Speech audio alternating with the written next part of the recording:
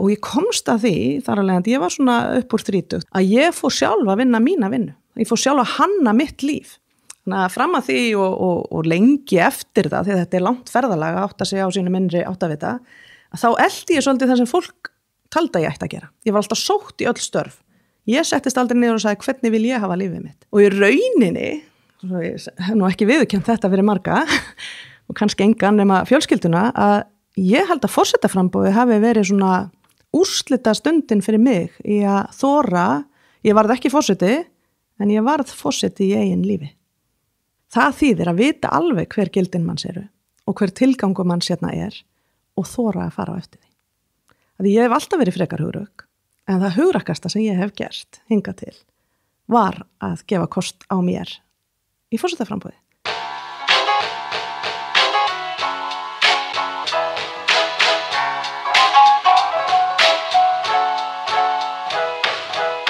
Halla Tómasdóttir maður, hvað skal segja?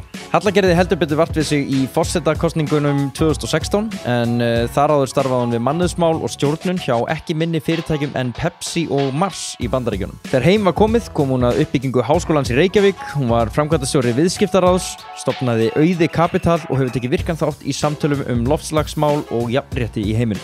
Þess má geta að í kosningunum 2016, þegar að nokkrar vikur voru í kjördag, mældist Halla með 1% fylgi. Fyrstu kappræður forsetaframbjóðanda fóru svo fram og skilyrði fyrir þáttöku í þeim var að frambjóðandi næði 2,5% fylgi. Fylgi Höllu birtist sama morgun og kappræðurnar voru haldnar og mældist fylgi hennar nákvæmlega 2,5%. Þetta ansi áhugavert í ljósi lokaniðurstaða forsetakosningana en þar letti Halla í öðru sæti með tæplega 30% atkvæða. Hennar frásögn af forsetakosningunum er eiginlega algjör snild og þá sérstaklega frá deginum þegar að fréttirnar af 1% fylginu komu til tíðinda. Í dag er Halla hins vegar í draumastarfinu, hún er búsett í New York og starfar hjá B-Team, stofnað meðal annars Richard Branson og með stjórnarmenn á borð við Arianu Huffington.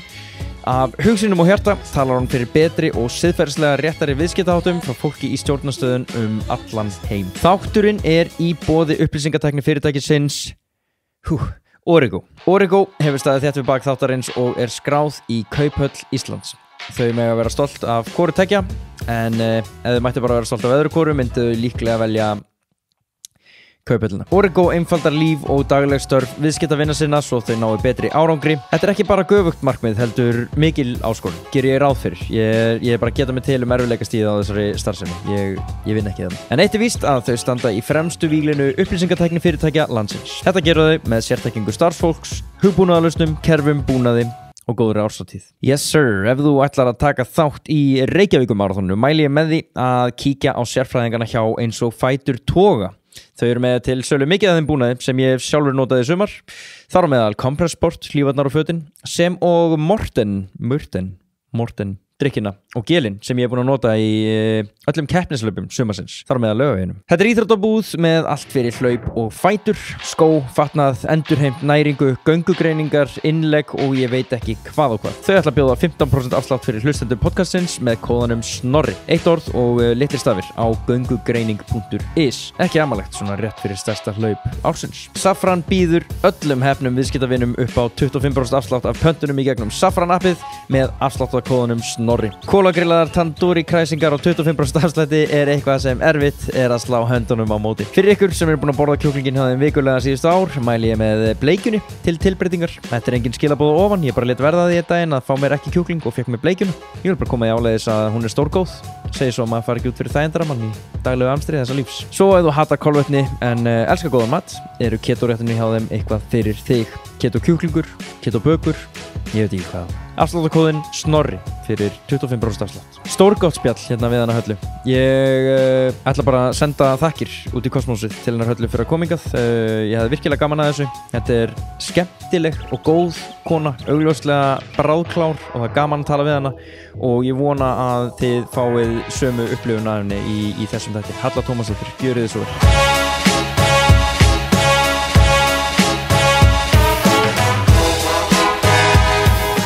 Halla Tómasdóttir, vertu hjartanlega velkomin. Takk fyrir. Ertu túristi í eigin landi þessa dagana? Ég er það. Já. Lopapeysan ber merki um það. Já. Þú náttúrulega býrð út í New York. Já. Ertu að koma hingað og henda þér Gullfoss og Geysi og skoða landið? Ekki alveg, en ég sannarlega að njóta þess að hitta fjölskyldu og vini og vera í íslenskri náttúru og ekki síst sundlaugunum, það er sem ég sakna mest fyrir þetta fjölskyldu og vini. Já, ertu að fara svolítið í pottana? Já, heita á kaldan. En ertu að synda líka? Já, ég syndi líka, ekkert ótrúlega mikið, en ég syndi mikið og svo er heit og kaldi og svona rútínan, gufan og taka aðeins svona stjórnmála spjallið í pottinum og alltaf gaman. Þar er heitasta umræðan í pottum landsins? Sko. Þar veit maður hvernig landi liggur. Já, í alvörinu samt. Ég hef setið í pottum og hugsað að menn svoleiðis ausa yfir hvernig við farið að stjórnendum landsins. Já. Og allt í heitapottinum, sko. Já, þetta gerist og ég lærði það nú þegar ég var í forsetaframboði að það er mjög skynsamlegt að heimsækja heitapotta til þess að vita hvað er svona ofarlega á baugi hjá fólki og hvað fólki í landinu er að hugsa. En þú þarft bara að fara í mismunandi sundlaugar. Þannig að ég geri það þegar ég er á Íslandi fyrir sundlaugar alls það sem ég kemst. Og passa að vera ekki oflítið á Kópavoginn. Kópavogslaugin er alltaf svo besta. Já, það má deilum það. Laugardalslaugin er mín laug, sko, en allt er góð. Herðu, hvað er það að gera út í New York? Getur hann sagt mig frá The B-Team og því sem er í gangi hjá þér? Já, ég tók við fyrir árið síðan sem forstjóri The B-Team sem eru sem sagt, samtök sem ekki eru rekin í hagnaðarskyni en er hópur leiðtoga sem saman hefur ákveðið að koma saman og láta gott að sér leiða og reyna að bæta heiminn. Þannig að þetta er svona, dálítið sérstakt, þannig að koma saman mjög stórir persónuleikar frá Richard Branson sem er annar stofnenda samtakana sem að flesti þekkja frá Virgin Group og svona sem eitt svona kannski frægasti frumkvöðull heims í Mary Robinson sem var forseti Írlands, í Mohamed Yunus sem hefur leikt svo kallega microfinance eða smálána væðingu í Indlandi og Afríku og víðar, í fólk eins og Paul Polman sem er minn yfirmaður, er stjórnarformaður samtakana og hann var forstjóri Unilever en stærsta neytenda vörufyrirtækis í heimi í 10 ár. En það eru svo 27 leiðtogar sem koma þarna saman og bara hreinlega ákveða það að verja tíma sínum, athygli og nota áhrifamátt sinn til þess að reyna að bæta, já kannski má einhver leiti segja bæta fyrir þau mistök sem að ég held að þau séu öll sammála að við höfum gert á síðustu áratugum og hefur skilað okkur eftir með loftslagsbreytingar sem eru að verða óafturkræfar á mörgum sviðum og munu valda öllum skaða. Skiluð okkur eftir með ójöfnuð sem að fólkið í B-Team trúir ekki að sé sjálfbær og trúir ekki að gangi upp og svo lægsta traust sem við höfum nokkuð tíman haft á öllum stofnunum samfélagsins, hvort sem það eru stjórnmálamenn eða leiðtogar viðskiptalífsins eða fjölmiðlar, að þá erum við að upplifa það að það treystir orðið engin neinum í þessum heimi. Traust á stofnunum, þú ert ekki bara að tala um ríkistofnunum, þú ert að tala um bara á viðskiptalífinu, á fyrirtækjum, á fjölmiðlum, að sama hvar við mælum traust, að traust einstaklinga hefur bara verið með lægsta móti í mínum líftíma og ég er komin henni með 50 núna í nokkuð langan tíma og ekkert breyst í rauninni nema bara þá til eins verra síðustu 10 ár. Þannig að það er eitthvað að í samfélagi þar sem að traustið er svona lágt, að samfélagsáttmálin virðist vera brotin eða allavega með bresti í sér og B-Team-leiðtogarnir ákvaðu kjarnin í þessum hóp kom saman í aðdraganda Parísarsamkomulagsins og ákvaða að beita sér á baku tjöldin að ekki færi jafn illa og gerði í Kaupmannahöfn nokkrum árum áður því Kaupmannahöfn var svokölluð loftslagsráðstefna sem að allar þjóðirnar koma saman og reyna að taka ákvarðanir að gera betur í loftslagsmálum og það gekk mjög illa í Kaupmannahöfn, það náðist ekki samkomulag. Þannig að í aðdraganda Parísarfundarinn sem að voru miklar væntingar en líka miklar áhyggjur af því að hver þjóð ætlaði bara að hugsa um eigin hag en þjóðirnar sem að uppalega vinna saman á vettvangi Sameinuðu þjóðina ætluðu einhvern veginn að bregðast þessu hlutverki sínu að hugsa um þessi mál sem að snúa ekki að einstökum þjóðríkjum heldur eru bara alvarleg mál sem snúa að okkur öllum og þarna eiga leiðtogar heimsins að koma saman og reyna að taka ákvarðanir að minnka gróðurhúsa útblástur og í rauninni fara yfir öll þessi mál sem snúa á loftslagsmálunum og þarna í París leitið illa út og þá ákvað Christiana Figueres sem er ein af leiðtogunum í B-Team og leiddi þessa vinnu fyrir hönd Sameinuðu þjóðarinnar á þessum tíma, Parísarsamkomulagið er hérna frægust fyrir það en er alveg ótrúleg manneskja á öllum sviðum og vinnur núna fullum krafti við að reyna að tryggja við stöndum við það sem að var ákveðið að gera í París 2015. Árið 2020 eiga allar þjóðir heims að auka metnað sinn í loftslagsmálum. en það lítur ekkit ofboðslega vel út. Þannig að Kristjana Figueres ákvað þarna 2015 að reyndar nokkrum árum og undan byrjar þetta samtal að fá engageirann með sér. Hún sá fyrir sér að sko, það ekki bara stjórnvöld sem geta tekið á svona stóru og erfiðu máli. Þó að stjórnvöld hafi mikilvægt hlutverk. Þá eru það stundum fyrirtækjaleiðtogar sem að hafa frumkvöðlakraftin og drifið til þess að breyta hlutum og gera hluti öðruvísi og þannig að hún ákvað að virkja með sér hugrakka leiðtogar engageiranum og úr þessum svona, civil society eða fólk sem að reka samtök af ýmsum toga og bjóð til fjölbreyttan hóp og saman fer þetta fólk að vinna saman og það fer að tala saman allt sem búið að gerast. Fjármálahrunið 2008, loftslagsbreytingar, ójöfnuð, hægan framgangi jafnréttismálum heimsins, mikla spillingu í mörgum löndum heimsins og fer að segja ekki eitthvað sem að við getum gert sem hópur, getum við ekki ákveðið að nota okkar áhrifamátt og okkar tíma til að laga það sem að svo mikið brotið í heiminum þannig að við getum stolt horfst í augu við næstu kynslóð. Og það þannig sem sagt, hún dregur Richard Branson og fleiri? Nei, það eiginlega hún dregur alls konar fólk að borðinu en þessi hópur og Richard Branson og maður sem heitir Jochen Seitz og var þá yngsti forstjóri skráðs fyrirtækis í heimi. Hann var þá forstjóri Puma fyrirtækisins. Og Jochen svolítið, þekkja hann ekki næstu því hans margir og Richard, en Jochen stórmerkilegu maður. Hann sem sagt 29 ára þegar hann orðinn forstjóri þessa fyrirtækis, Puma, sem var þá vörumerki sem var ekkert að ganga neitt rosalega vel.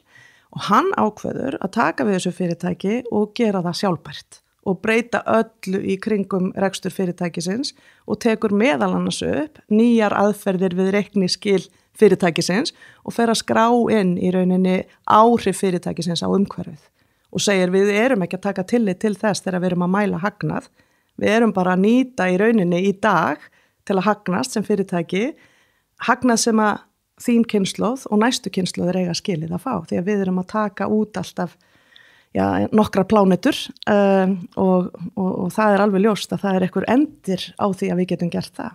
Einmitt.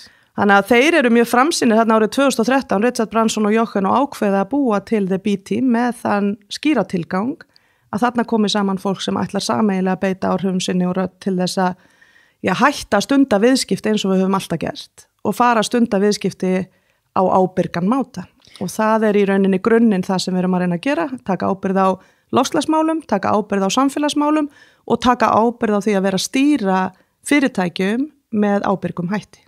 Hvernig lýsir það sér eins og fyrir Jochen, hann augljóslega stjórnandi fyrirtæki sem í fatabransanum, tísku bransanum, sem mjög mengandi bransi, segja þeir. Mjög svo. Og náttúrulega Richard Branson með flugfélag sem að væntanlega ekkert síður mengandi eða hefur slæm áhrif á umhverfið. Algjörlega. Hvernig, hvert heldur að hugafar þessara manna, þeir augljóslega finna fyrir því að þeir geta haft áhrif á hvernig landslagið liggur í þessum málum, en þeir eru líka mjög sekir að hafa gert eitthvað slæmt eða ekki. Jú, og ég held að þetta mjög góð spurning, og ég held að þetta sé svolítið grunnurinn í af hverju þessi hópur ákveður að koma saman, því að þeir gera sér fyllilega grein fyrir því að einkageirinn hefur lagt að mörkum til þess með mismiklum hætti en að við erum í þessari stöðu sem við erum í dag.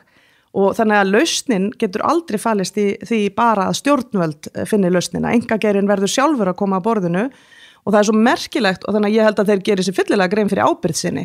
Og það kannski það skilgreiningin á því að vera leiðtogi að mínum mati að einhverju leyti að axla ábyrgð, að spyrja sjálfan sig fyrir hverju ég ábyrg eða ábyrgur og ég held að þessi hópur hafa allir ákveðið að það væri bara ekkert í lagi að halda áfram að stunda viðskipti með þeim hætti að við skildum næstu kynslóðir eftir á brennandi jörð með ekkert traust og með brotin samfélagsáttmála. Það væri ekki þess vegna sem þeir hefðu stofnað fyrirtæki.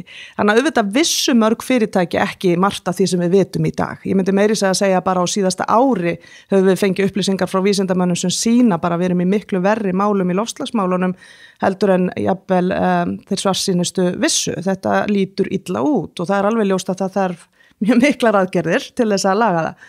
Og þeir ætla bara ekki að skorast undan þeirri ábyrgð og ætla bara að vera hluta lausninni. Þannig að ef við tökum til dæmis Richard sem að vissulega er eitthvað flugfélag og nú ekkert lítið tekur mikla ábyrgð í því að þá hann sem sagt, ekki síst að tala fyrir því að við byrjum að skattleggja með alvöru hætti það sem við erum að taka út hvort sem þú kallar það þá kolefnisskatta eða hann hefur jafnvel verið að koma með hugmyndur getur við gefið fyrirtækjum tækifæri til þess að setja þá hluta meðan stjórnveldur ekki að setja þessa skatta að ráðstafa hluta þessu fjármagni til að fara að fjárfesta í grænum og umhverfisvænum kostum.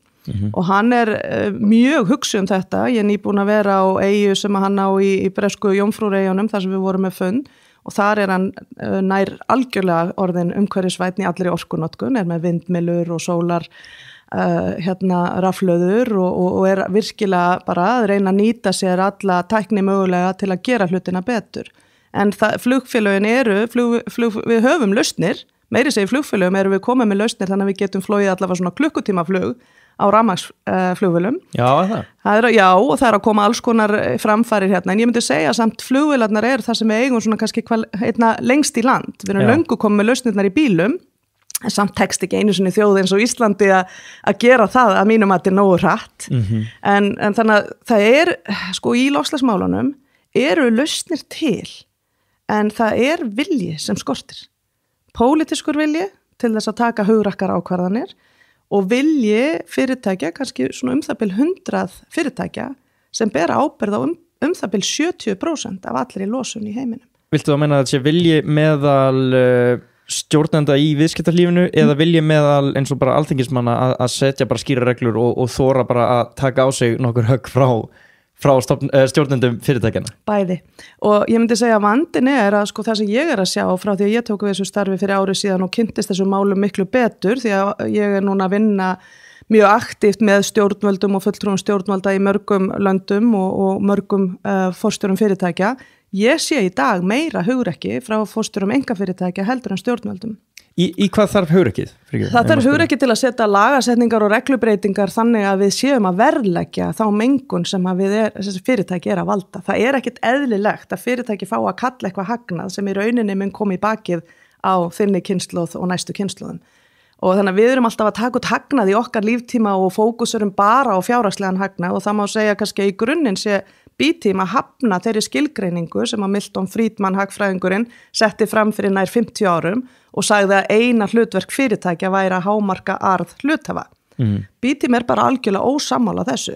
En jafnvel vegna þess að við erum þeirra skoðunar að fyrirtæki beri ábyrgð á móður náttúru, ég kalla hana stundum dóttur náttúru til þess að við förum að skipta því að hún búin að hugsa vel okkur en við erum einhvern veginn búin að bregðast henni og samfélagið og fólkið sem að vinnur í fyrirtækinu og samfélagið sem þú býrði þarf að virka og ef það virkar orðið fyrir svo fáa þegar 8 manns í heiminum eiga jafn mikinn auð og 3,6 miljardar manns þá eitthvað að þetta gengur ekki upp til lengri tíma litið og það alveg ljóst að þín kynslóð og yngri kynslóðar að hafna þessu.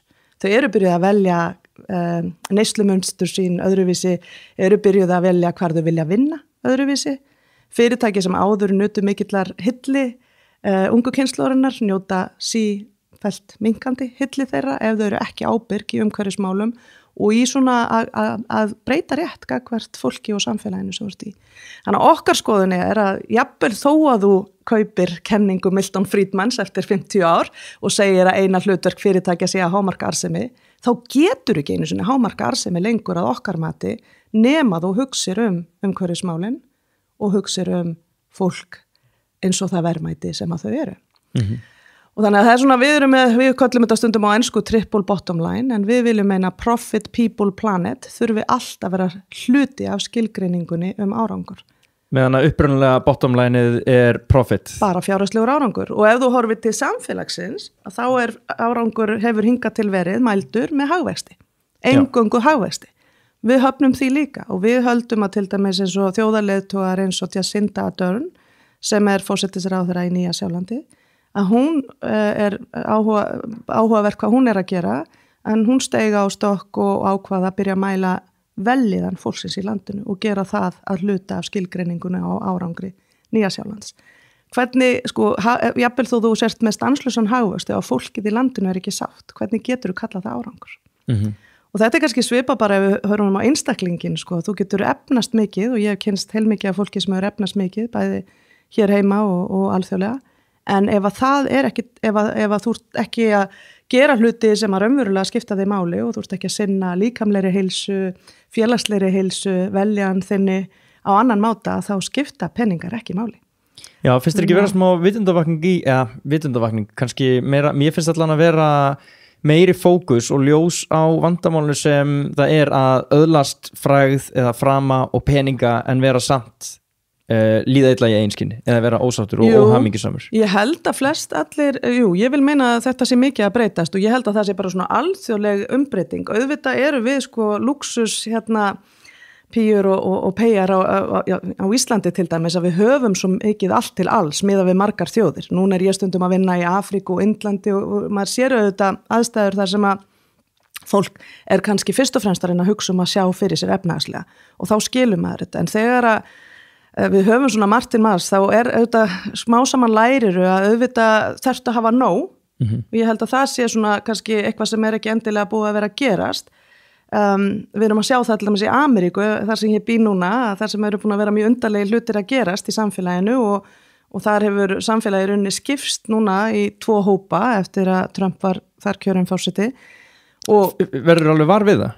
Já, það hefur aldrei verið, ég bjó í Bandaríkjunum, ég var skiptinemi upphaflega þar 86 og svo bjó ég í 10 ár í Bandaríkjunum og hóf minn starfsferil þar, þannig að ég þekki Bandaríkin mjög vel, búin að búa við það og var í námi þar og þannig að ég treysti mér alveg til þess að segja það fullum fetum að þetta ekki sömu Bandaríkin í dag og þetta hefur haft alveg ofboðslega mikil áhrif.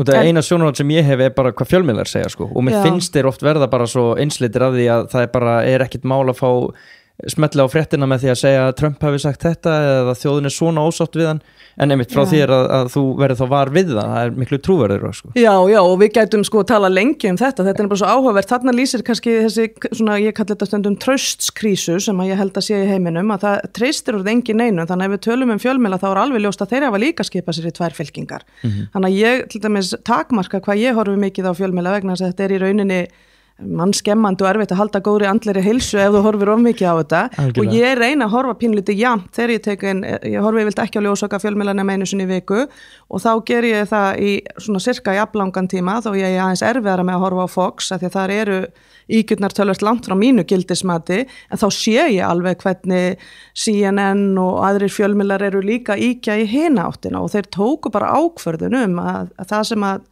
þessi forseti stendur fyrir svo langt frá þeirra gildismati að þeir vilji bara standa svo litið í hárunum á því.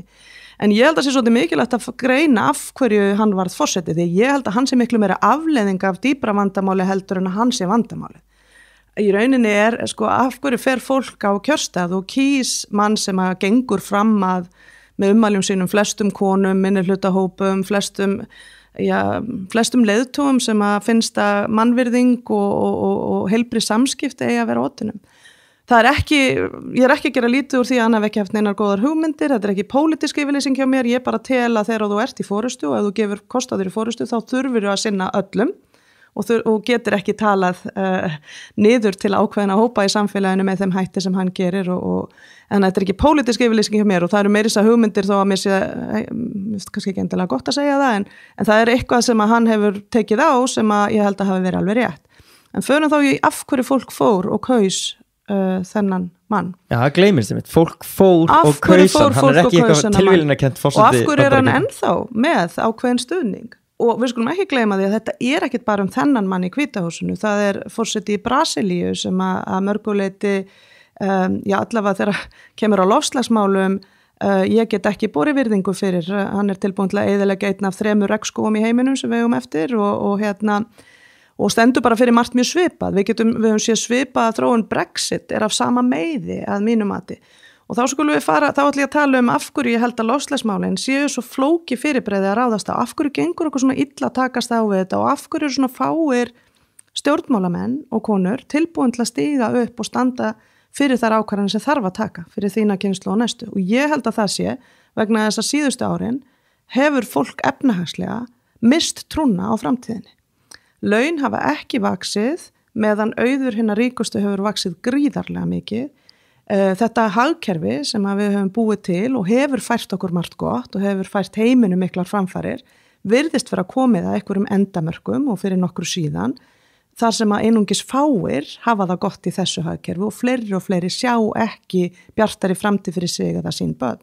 Þannig að það eru svona efnahagslegar áhyggjur og áhyggjur af auknum ójöfnuði sem að keyra áfram kosningar í bland við síðan falskar fréttir og það eru svona ákveðnir aðilar sem að nýta sér svona aðstæður þegar traustið svona lágt og sannarlega gerði þessi barátta núverandi forseta Bandaríkjanna út á þennan hóp og svona kannski á svæðum í Bandaríkjunum þar sem að margir hafa haft áhyggjur af því að missa störf, aukið atvinnuleysi, kannski sérstaklega hjá hvítum karlmönnum hefur verið mikið, það hefur verið að tala að við þurfum að hætta í kólanámum, að við þurfum að hætta í olíuvinnslu, það er verið að tala einhverja framtíð sem að byggja á grænni orku, það þýðir að fullt af störfum að fara, sama tíma að eiga sér gríðaleg tæknibylting og þeir sem efnast að því eru mjög fáir, ungir einstaklingar sem að stofna svona unicorn fyrirtæki og þessi auður af þessari tækniumbreytingu að lenda á höndum færri og færri og færri. Þannig að allt þetta að gera það verkum að í tilfelli Ameríku ameríski draumurinn að mati margra farin. Og þaðan kemur þessi vilji til að fara og kjósa eitthvað sem ekki hluta af þessu ónýta kerfi. Kjósa eitthvað sem kannski sprengir upp þetta kerfi og þorir að segja eins og En auðvitað, það væri hægt að tala þetta svo lengi því að þetta mjög flókin sálfræði á bakvið þetta en það alveg ljóst að fólki var ekki beint að kjósa hann að mínum að ég heyri þetta bara þegar ég tala við fólk sem að kjósa hann og jafnvel líður illa í dag yfir því sumum, en alls ekki öllum að það hefur svona það hafði vonir til þess að hann væri nógu mikið utan kerfisins til þess að hann myndi ekki viðhalda því hann myndi þora að brjóta upp kerfi sem ekki lengur að þjóna mínum hagsmunum þannig að við höfum verið talsmenn þessi á B-team ef við horfum aðeins nær að því að það allir svo áhugasamir alltaf að tala hann svona fjölmiðla maður sem var eiginlega til í svona reality TV Trump, þannig að margir vilja ræða hann, en horfum á forseta sem okkur nær til dæmis í Frakklandi, Macron að mörguleiti forseti sem ég held að mörgum af yngri kynslóðum og fólki sem andum lofslagsmálin hugnist, hann hefur virkilega reynt að setja lofslagsmálin á dagskrá og einn af þessum leiðtóm í heiminum sem hort til fyrir það, þeir hugrakka fórust á því sviði. En hann lendi því að fá gulu vestin út á götur og brennandi elda og brjálaða ósátt í sínu samfélagi þegar hann kynnti skattlagningu á jarðefnis eldsneyti vegna þess að það var bara ein skattlagningin sem að bitnaði á hinum vinnandi manni eða hinni vinnandi konu. Rétt áður en hann gerði þetta, það hefur ekki verið eins mikið talað það, þá lækkaði hann vexti eða lækkaði skattlagningu á hinna efnameiri. Já. Og það náttúrulega þetta var bara olía á eldin að það skildi gerast í því samhengi.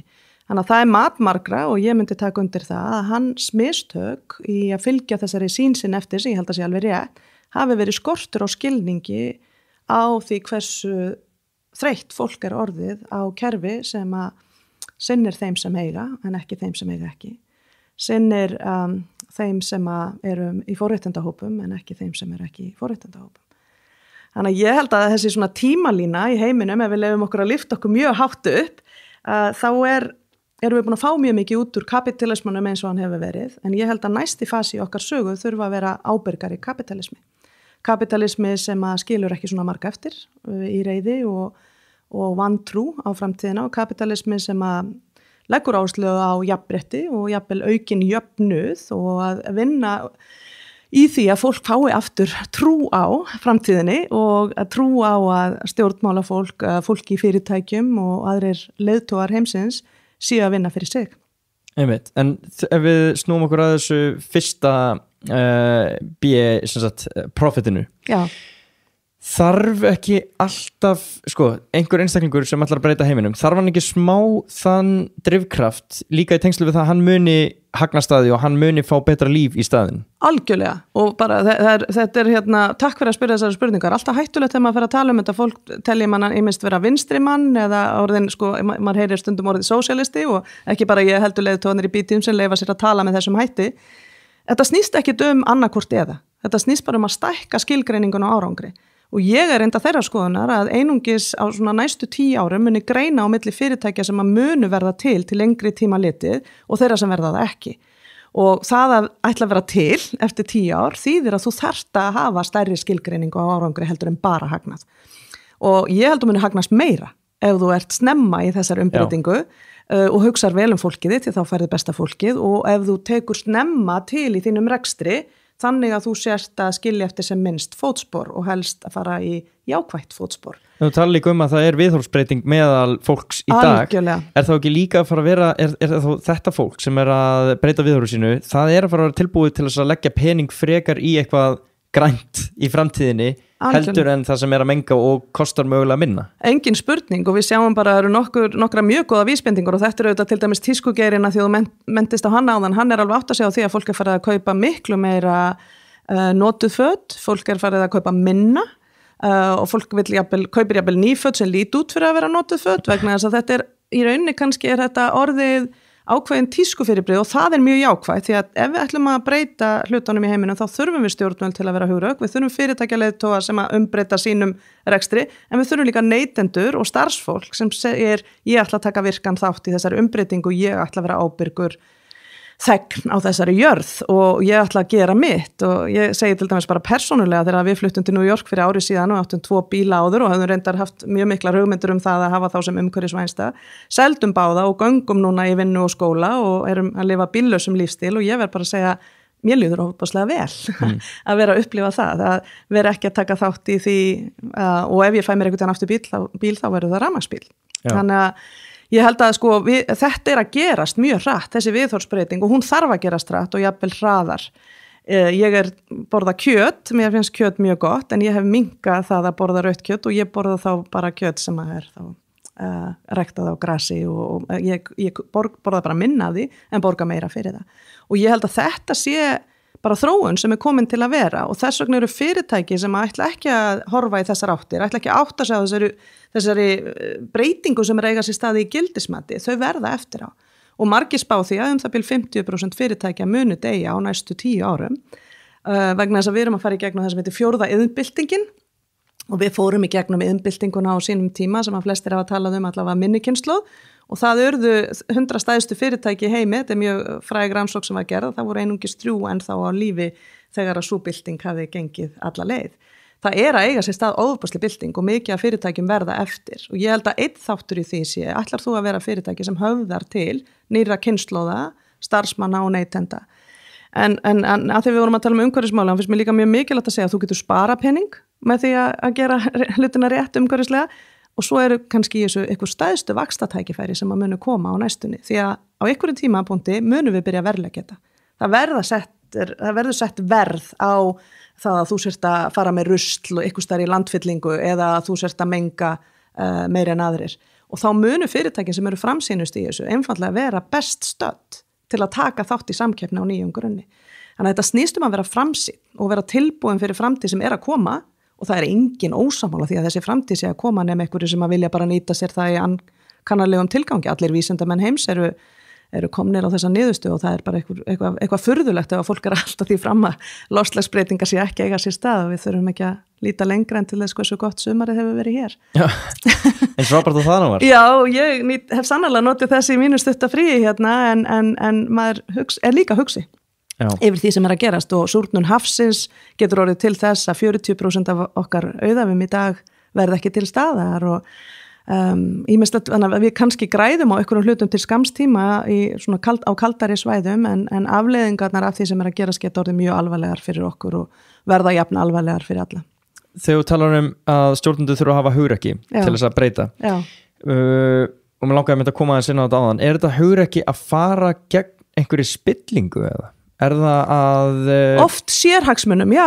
Ég held að það alveg staðreind að nú hef ég verið í samtölum til dæmis og fórstjóra olíufyrirtækja og það áhugavert úti þá er. Já, þessi stóru alþjóðlegu olíufyrirtæki og það áhugavert að við erum alltaf að leita inn í hverjum einustu grein hvar eru hugrakkir leiðtogar í einkageranum sem eru tilbúnir til þess að horfast í augu við stöðun eins og hún og ég ætla að segja bara eina persónulega sögu sem að ég fór í fyrsta skipti á Davos sem svona efnahagsráðstefna heims leiðtoga í janúar á þessu ári og ég hafði aldrei viljað fara á Davos, mér hafði verið boðið einu sinni tvisvar að taka þátt í einhverjum umræðum, ég hef verið virki í jafnréttisumræðum og það var umræðum að fjölga konum í stjórnum og ég hafði verið beðin að taka þátt en ég hafði einhvern veginn aldrei langað, það var eitthvað við Davos sem að bara sat einhvern veginn ekki vel í sálinni minni, að þangað flýi fólk á einkaflugvélum og svona berðist að státa sig af því að vera ríkastur eða ríkust og aðalega ríkastur, þetta er mikil karlasamkunda og það er eitthvað við þetta sem að mér langaði einhvern veginn ekki að taka þátt í. En svo tekið við sem forstjóri B-Team og B-Team fer til Davos og það bil helmingur nokkar leiðtogum í Davos, það bil helmingur nokkar leiðtogum finnst Davos vera algjört rugl. En við tökum þátt í mikið af atburðum og hliðarlínunum, þannig að við erum ekki mikið á svona aðalsviðinu því við erum svolítið að storka viðteknum venjum.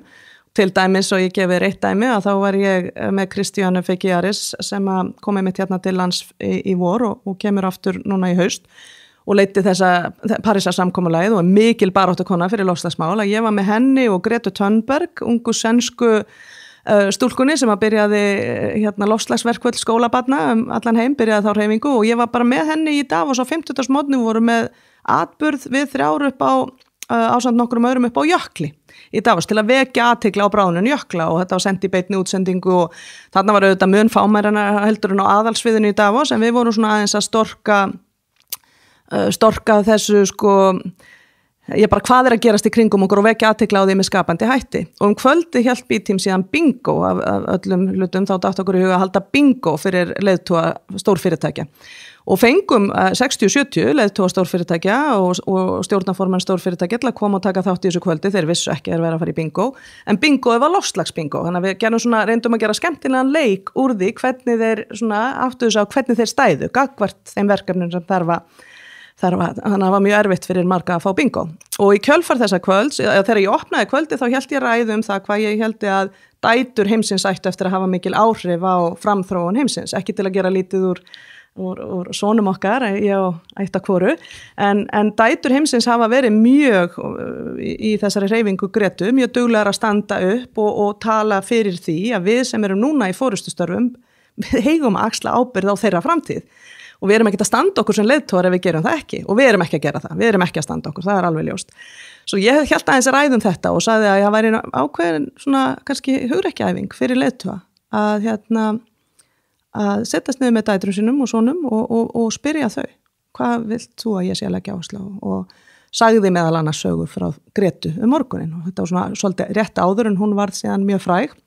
Var ekki búin að stíga hérna á aðalsviði í Davos ennþá og þessi hreyfing hennar var ekki alveg farin af stað og eftir þetta kemur til mín forstjóri olíufyrirtækis og ég ætla ekki að segja hvaða olíufyrirtækis því að þetta var trúnaðar samtal en eitt af þessum stóru í heiminum og hann segir bara við mig, Halla hefur smá stund til að spjalla, já segi ég og við enduðum saman í lönguspjalli næstu klukkutíma lönguspjalli eftir kvöldmatinn og hann var mjög ánægður með þetta og þá segir hann við mig, dóttir minn spurði mig nýlega hvort að ég ætlaði að bera ábyrgð á stæðsta glæp sögunar, gagnvart hennar kynslóð.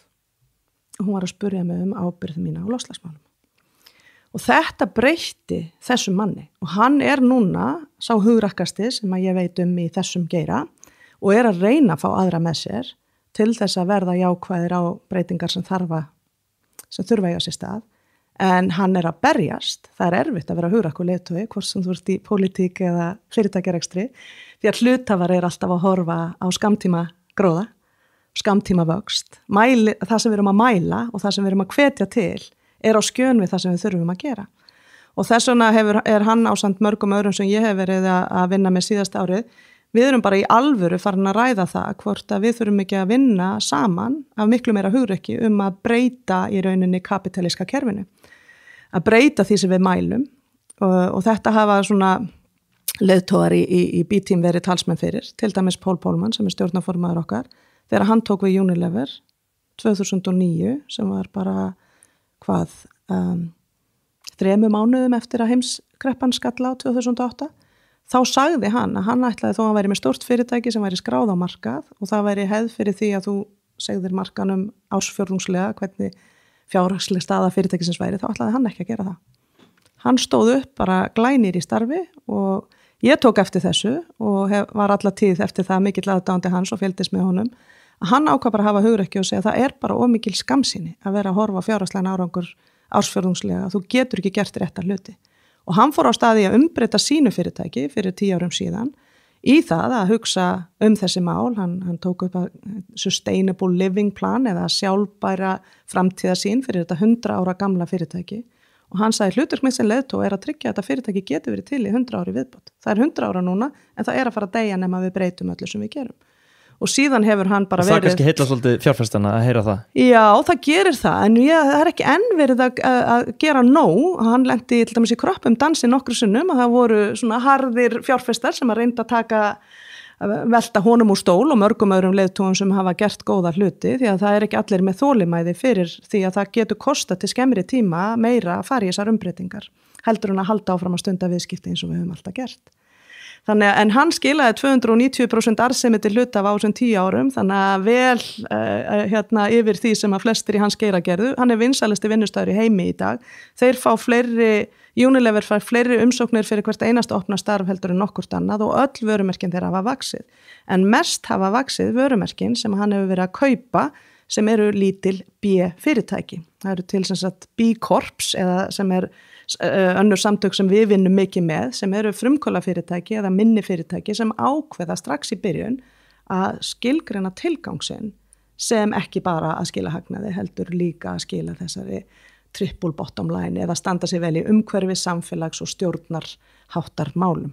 Verður var við einhverja svona, hvað segir maður, ég ætla ekki að segja hræstni en meira svona að fólk segi, já, okkar markmið verður að sjálfsög ekki bara að skila gróða, við ætlum líka að gera þetta, en síðan á bakvið þetta bara einhver gróðastarfsemi. Já, það alltaf þegar svona og það greinir alveg á milli og þess vegna held ég og við erum almennt þeirra skoðunar að það skiptir þetta allir máli að þetta sé ekki bara, við höldum að það sé ákveðin breytinga í þessi stað. Það að segja að þetta hefur stundum verið kallað greenwashing eða svona, þú reynir að láta það lít út fyrir að þú sért grænn og væn vinnustaður. Þú mætir á ráðstefnunar og þú tekur þátt í umræðinni. Já, og þetta stundum kallað samfélagslega ábyrgð, við tökum samfélagslega ábyrgð, við gefum til þessara mála og þessara og ég ætla ekki að gera lítið úr neinu af þessu.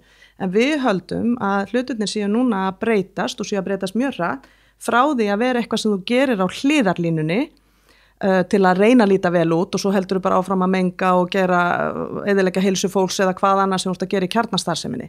Við höldum að núna sé næsti fasi framsýnna fyrirtækja bara að hugsa allt sem þú gerir út frá þessum stærra tilgangi. Já.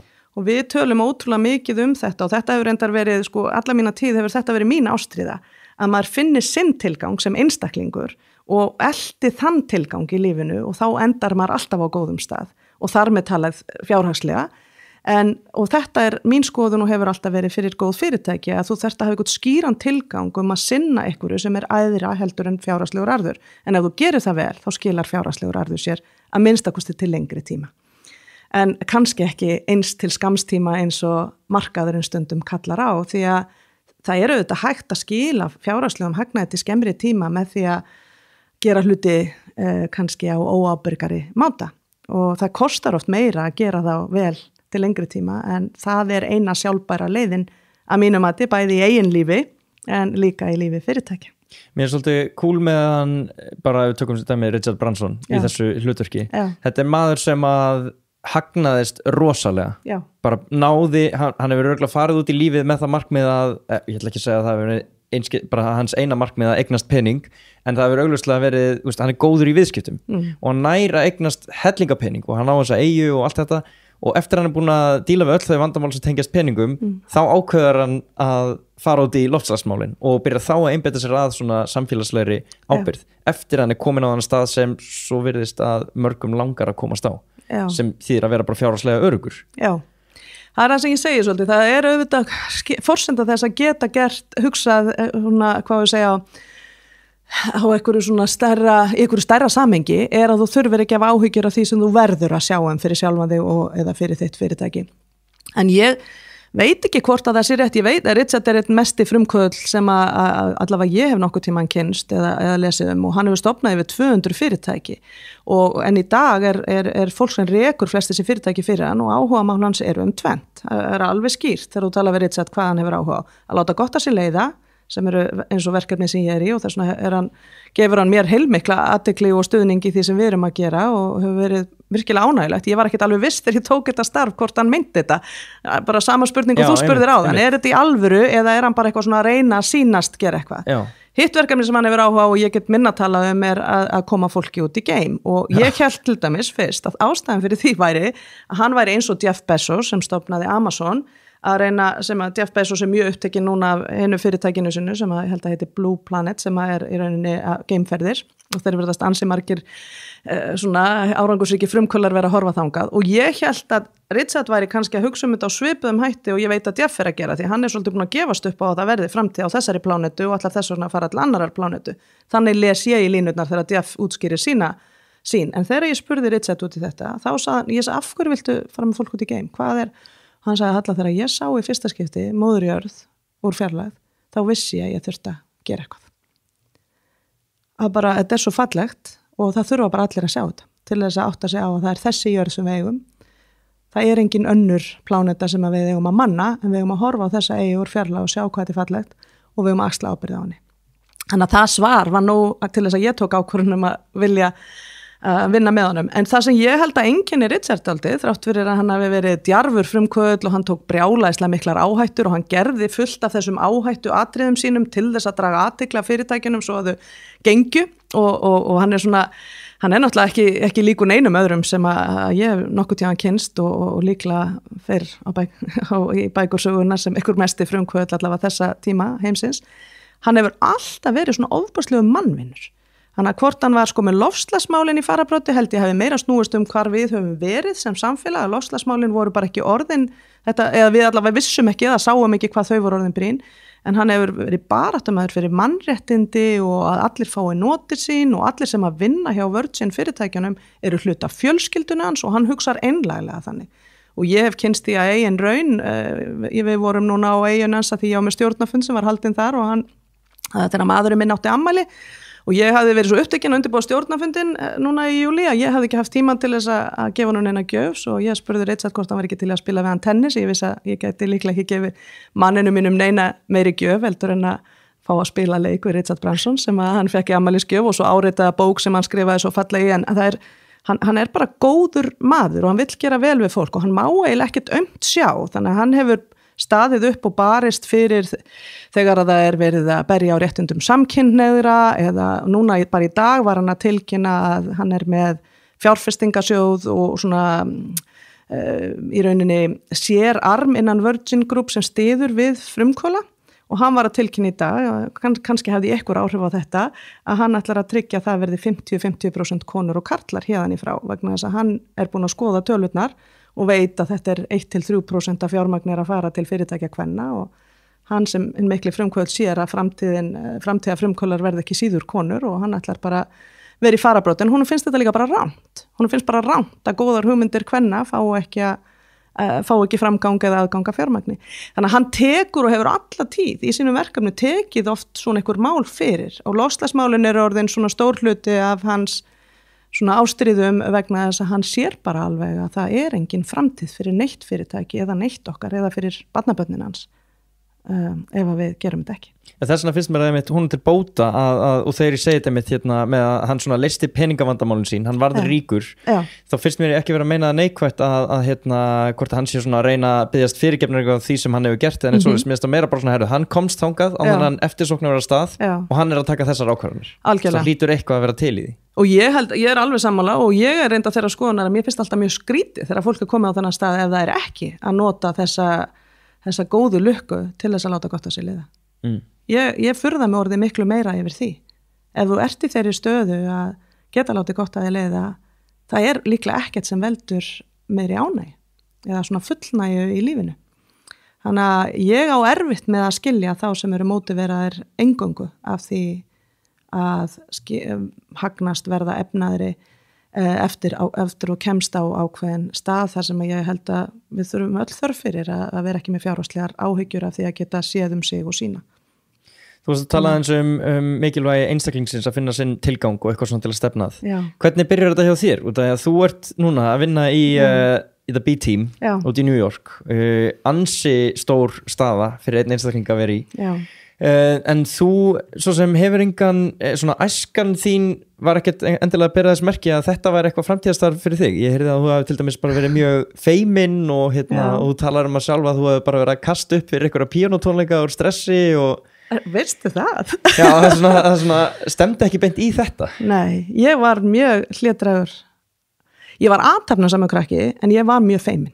Já. Og ég veit ekki, ég held við fáum öll einhverja gjafir og ég þeirra skoðunar okkur séu gefnar ákveðna gjafir og ég fekk einhverja gjöf að sem að stundum hefur verið böl en að mér hefur fundist alltaf ótrúlega skemmtilegt að ýta mér út fyrir þægindaramann. Þannig að þrátt fyrir að það sé erfitt að þá hef ég einhvern veginn uppgötað og þetta kom mjög snemma í ljós að ég vex og mér finnst gaman þegar ég að læra, þegar ég að vaksa, þegar ég að takast á við eitthvað. Og bölið að stundum hef ég ekki alveg haft þolinmæði til að gera hluti mjög lengi vegna þess að mér finnst ekki gaman nema þegar ég að læra. Þannig að mér leiðist rosalega rætt ef ég ekki að læra eða vaksa eða takast á við eitthvað sem ég held ég get ekki. Mér finnst þannig að þrátt fyrir að ég hefi ælt og endanum hætti ég í píanónu því að það var alltaf, mér gekk vel á píanónu og þess vegna var alltaf verið að biðja að spila undir á tónleikum og alltaf ældi ég fyrir tónleikana en þorði engum að segja það að því ég ætlaði ekki að láta neitt vita af þessu og þannig ég barðist við og berst ennþá við eins og ég held að við gerum flest en við viðurkenna það kannski ekki að ég oft með það sem á ensku kallast imposter syndrom og það var mjög áhugavert fyrir maður að komast að því að eftir að ég deildi því snemma fyrra á árinu fyrir framann Richard Branson og ákveðnum á ráðstefnu að ég hefði alltaf þjáðst svolítið við þessa innri rödd sem að segja hvað vilt þú upp á dekk með þetta? Hver ert þú að gera þetta? Hvað ert þú nógu góð til að vera í forsetaframboð? Hver ert þú að fara að vinna í Ameríku? Hver ert þú að hafa ykkur að drauma fólk mun komast að því að þú ert ekki hæf í þetta Já, og ég er búin að komast að því auðvitað gegnum rannsóknir fyrir löngu síðan að þetta þjáir flesta sem að hafa skarað eitthvað fram úr og ekki síst konur en það komið skemmtilega óvart að komast að því frá Richard Branson, hann skrifaði nú bara blogg þetta og honum fannst þetta svo merkilegt að ég skildi viðurkenna þetta því að þetta hefði alltaf háð hann er búin að stofna yfir 200 fyrirtæki og hann er alltaf búin að vera með eitthvað imposter syndrom Þannig að ég held og þá, ég er búin að vera að tala þetta núna í nokkur ár, sérstaklega eftir að ég fór í forsetaframboð, hvaða er mikilvægt einhvern veginn að viðurkenna þessa innri rödd og læra að höndla hana. Og ég er ekki viss að ég hafi gert það vel framan af í mínum ferli, en ég veit að þessi rödd gerði það verkum að mér fannst ég trúði því aldrei að vera betri en aðrir og mér fannst ég alltaf geta lært meira. Og ég held að þetta sé gott. Ég held að það sé búið að berja aðeins of mikið niður í fólki þessa rödd að því að það er alltaf verið að tala konur þurfa bara meira sjálfstraust. Konur þurfa bara að gefa kost á sér og biðjum hærri laun og það er alltaf verið að segja að vandinn liggi hér í svona jafnrétti milli kynjanna liggi í því að konur séu ekki nógu mikið eins og kallar. Ég ætla að leyfa mér að segja hér að ég heldur kannski að vandinn í heiminum liggi í því að karlar séu ekki nógu mikið eins og konur. Og þetta hljómar, nú verða einhverju hlustendur hjá þeirra örugglega alveg æfir, en við skulum fara aðeins í gegnum þetta því að þetta er mikilvægt. Og það er vegna þess að ég held að auðmýktin sé grunnurinn að því að vera góður leiðtogi. Og ég held að leið og þú haldir að þú sért betri en allir aðrir og hafir ekkert að læra, sést orðin vondur leiðtogi. Ég held að svona leiðtogi siti í Hvíta húsinu í dag og víðar allan heim. Og það er þetta yfir sjálfstraust. Ég held að sjálfstraust sé gott, en yfir sjálfstraust er þetta aldrei hættulegt. Og ég lærði þessa leksju nokkuð snemma á mínum starfsferli. Ég var 26 ára gömul þegar ég var stjórnandi hjá Mars fyrirtækinu, M&M Mars nánartiltæki, ég segi stundum fyrir 20 og eitthvað kílóum síðan líka. Fyrir löngu síðan er ég hérna mjög ung og er ennþá í MBA-námi þegar ég fæ svona internship yfir sumarið hjá þeim og síðan bjóði mig fullt starf að loknu námi og ég fekk yfirmann, svartan mann sem var komin yfir 60 og var svona í lokin svo litið á sínum starfsferli, hafði náð mjög góðum árangri og hann hallaði sér svona að mér einn daginn þegar ég var að fara í mitt fyrsta risastóra verkefni. Ég átti að taka mörg hundruð viðtöl, við vorum að fara að ráða 1000 nýja starfsmenn inn í fyrirtækið og ég átti að leiða þetta verkefni og ég var að fara að taka viðtöl bara næstu allan daginn við mjög fært fólk sem kunni og vissi miklu meir en ég. Og ég var örugglega pínulítið stressuð og pínulítið með þennan imposter syndrom, ekki vissum að guð þau eftir að fatta, ég er bara nýbyrjuð og veit ekki neitt og er bara einhver stelpa frá Íslandi, kann ekki eins og klæða mér rétt fyrir þennan fyrirtækja heim og er einhvern veginn, var svona svolítið órygg og hann hallaði sér að mér og sagði, Halla, þegar að þú spurninga í viðtalinu, þá skaltu hafa í huga að þegar þú spyrð karlmann hvað hann getur gert, þá skaltu deila í með 2. Og þegar þú spyrð konu, þá skaltu margfalda með 2. Og þannig mynd þú fá sirka rétta mynd. Ég búin að læra að þetta ótrúlega rétt, kannski svolítið ýkt, en ótrúlega rétt. Og rannsóknir sína að karlmenn hafa tilhneigingu til að vera með 30% yfir sjálfstraust, en konur hafa með sama meði tilhneigingu til að vera með undir sjálfstraust. Og svona þeir eru spurð eftir á getu sinni í prófum eða fyrirfram hvað þeir kunni eða geti. Yfir sjálfstrausti hefur komið mörgum karlmönnum í leiðtogastöður því að við erum öll svolítið, við löðum stað þessu sjálfstrausti, en það hefur líka fullt af leiðtogastöðum af fólki sem að stundum heldur að það þurfi ekki á öðrum að halda, að þurfi ekki að leita sér meiri þekkingar, að það viti allt, kunni allt, og það hafa orðið risastór fjárhagsleg hrun út allan heim út af þessu, það hafa verið leiðtogar í forystustörfum sem að ekki að sýna þá auðmýkt og svona kannski að setja sig í spor annara og skilja í rauninni sitt samfélag vegna einhvers konar, þetta heitir á ensku hubris syndrom eða svona ákveðið hroka einkenni. Þetta svona, ég veit allt, ég kann allt, ég get allt og þarf þar alveg ekki að hlusta á aðra eða setja í kringum með fólk sem að gera mig betri. Þannig að ég og ég held að í dag sé þetta ekkert lengur eins mikið konur og kallar eins og þetta var þegar ég að byrja. Ég var iðulega eina konan þar sem að mikið af mínum fyrstu störfum og sannarlega öllum mínum fyrstu stjórnum var ég yfirleitt eina konan í kringum borðið. Ég held að í dag sé þetta jafnsatt fyrir konur og karla. Það að segja að þeir sem eru góðir leiðtogar, þeir draga jafnar, þeir hafa sjálfstraust, en sjálfstraustið er byggt á því að vita að ég kann ekki allt og veit ekki allt. Raunverulegt sjálfstraust er byggt á því að segja ég hef nógu mikið sjálfstraust til að leita ráða annara, til þess að læra af öðrum, til að halda áfram að læra alla ævi, til að endur hugsa og skoða mínar afstöður, til að skipta skoðun og allt þetta sem að nútíminn kallar á. Það er enginn sem er með öll svörin lengur í dag. Og þessar stóru áskoranir sem við erum að takast á við, loftslagsmálin, hagkerfi sem að við þjónar augljóslega ekki öllum og hvernig við lögum það, þetta lága traust og þetta svona, þessi brotni samfélagsáttmáli, við getum ekki tekist á við svona mál með því að einhver einn veit allt, kann allt og getur allt og er með svörin. Þá endum við bara í 3. heimsstyrjöldinni, sem að sumir myndi segja að við séum jafnvel engin hlátur sem á að koma með þessu, en þú veist, það er hættulega nálægt því stundum þegar við sjáum svona leiðtoga að takast á alþjóðlegum grundvelli núna. Nægir að nefna Ameríku og Norður-Kóreu, jafnvel Kína og Ameríku og viðskiptastríði sem er þar á milli og það eru svona hlutir í gangi sem að boða ekki gott. Þannig að ég ætla semst að halda því fram að bestu leiðtogarnir í dag séu bara búin að taka fallega utan imposter syndrom í sjálfum sér, hafi auðmýktina til að vita að það gerir engin neitt í dag, þú ert sterkari með því að taka annað gott fólk með þér og þú þarft alltaf að vera að læra. Það er engin endastöðu því, þú ert aldrei komin, þú ert alltaf bara á leiðinni og að tilgangur lífsins er að vaksa og læra. Þannig að ég kannski forðaðist aðeins spurninguna þína en ég ætla samt að reyna svarinni. Ég held að mín gjöf hafi verið að mér finnst ofboðslega gaman að læra. Og ég hef einhvern veginn haft hugrekki en ekki alltaf sjálfstraust. Og hugrekkið hefur gert það verkum að ég hef tekist á við hvert verkefni á fætur öðru sem hefur leyft mér að vaksa og læra og verða skárri útgáfa af sjálfur mér. Og það hefur einhvern veginn leitt til þess að ég er í dag í starfi sem að mig hefði líklega aldrei grunað að ég fengi. Og ég barðist við imposter syndrom þegar mér var boðið í starfið og á fyrstu vikunum. Svo var bara svo mikið að gera og málefnin eru svo brýn að ég bara réðist í þessi mál af hugrekki og sjálfstursti hjá mér hefur yfirleitt komið bara með því að gera. Og þannig að ég segi alltaf hættið að segja við fólk, þið þurfu bara sjálfstraust. Segið við fólk að þið þurfu hugrekki. Og ef maður tekur utan hugrekki, þá eru manni allir vegir færir. Því að við vöxum öll þegar við tökumst á við áskoranir. Og svo lengi sem maður gerir það að heilindum, þekkir sjálfan sig og sín grunngildi, veit að maður er ekki með öll svörin og bara viðurkenni það, að þá er alltaf lærdómur á ferðalaginu. Þetta er svolítið mín sýn og ég veit að þetta er ekki kannski endilega í takti það sem aðrir er að segja, en ég finna að allavega þegar ég er að tala við ungt fólk sérstaklega, sem ég reyna að gera mikið af, að þetta hjálpar þeim oft, að því að stundum ákveði fólk að láta ekki vaða, að því að það er ekki alveg með sjálfstraustið, en ég segi bara það þarf ekki að vera komið, það kemur með því að gera. Stóðstu einhvern tímann að því að svona, hvað segir maður, að sýna ykkur svona karllæg gildi til þess að koma þér áfram, að sækjast í ykkur svona hegðun? Já, engin spurning. Ég myndi segja sko, og þetta held ég bara eigi við flestar konur sem ég þekki sem hafa verið svona fyrstu konurnar í ykkur umhverfi, að leiðin til þess að passa inn var að aðlaga sig að þeim gildum og þeirri hegðun sem þú sérði í kringum þig.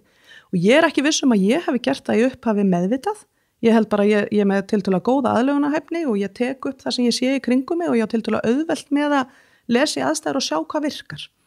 Þannig að ég svona bara byrjaði þarna 26 ára gömul í stóru höfustöðum Mars-fyrirtækisins og er að vinna þarna á sömu hæð og 1500 manns og ég bara byrja svona taka inn hvernig hagar fólk sér og þannig að já, og þetta kom svolítið náttúrulega fyrir mig, ég var örugglega alltaf svo lítil strákastelpa, ég var engin afbröðamanneski í íþróttum en ég hafði áhuga í íþróttum og ég gat talað íþróttir og ég var keppnismanneska en ég var ekki tilbúin til þess að vinna hvernig sem var, ég var alltaf svona liðsmanneska leið og ég var keppnismanneska og fannst alltaf skipta máli hvernig maður haga sér á vellinum, ég minnum stutta, handbolta og fótbolta og eitthvað svona aðrar íþróttir ferli.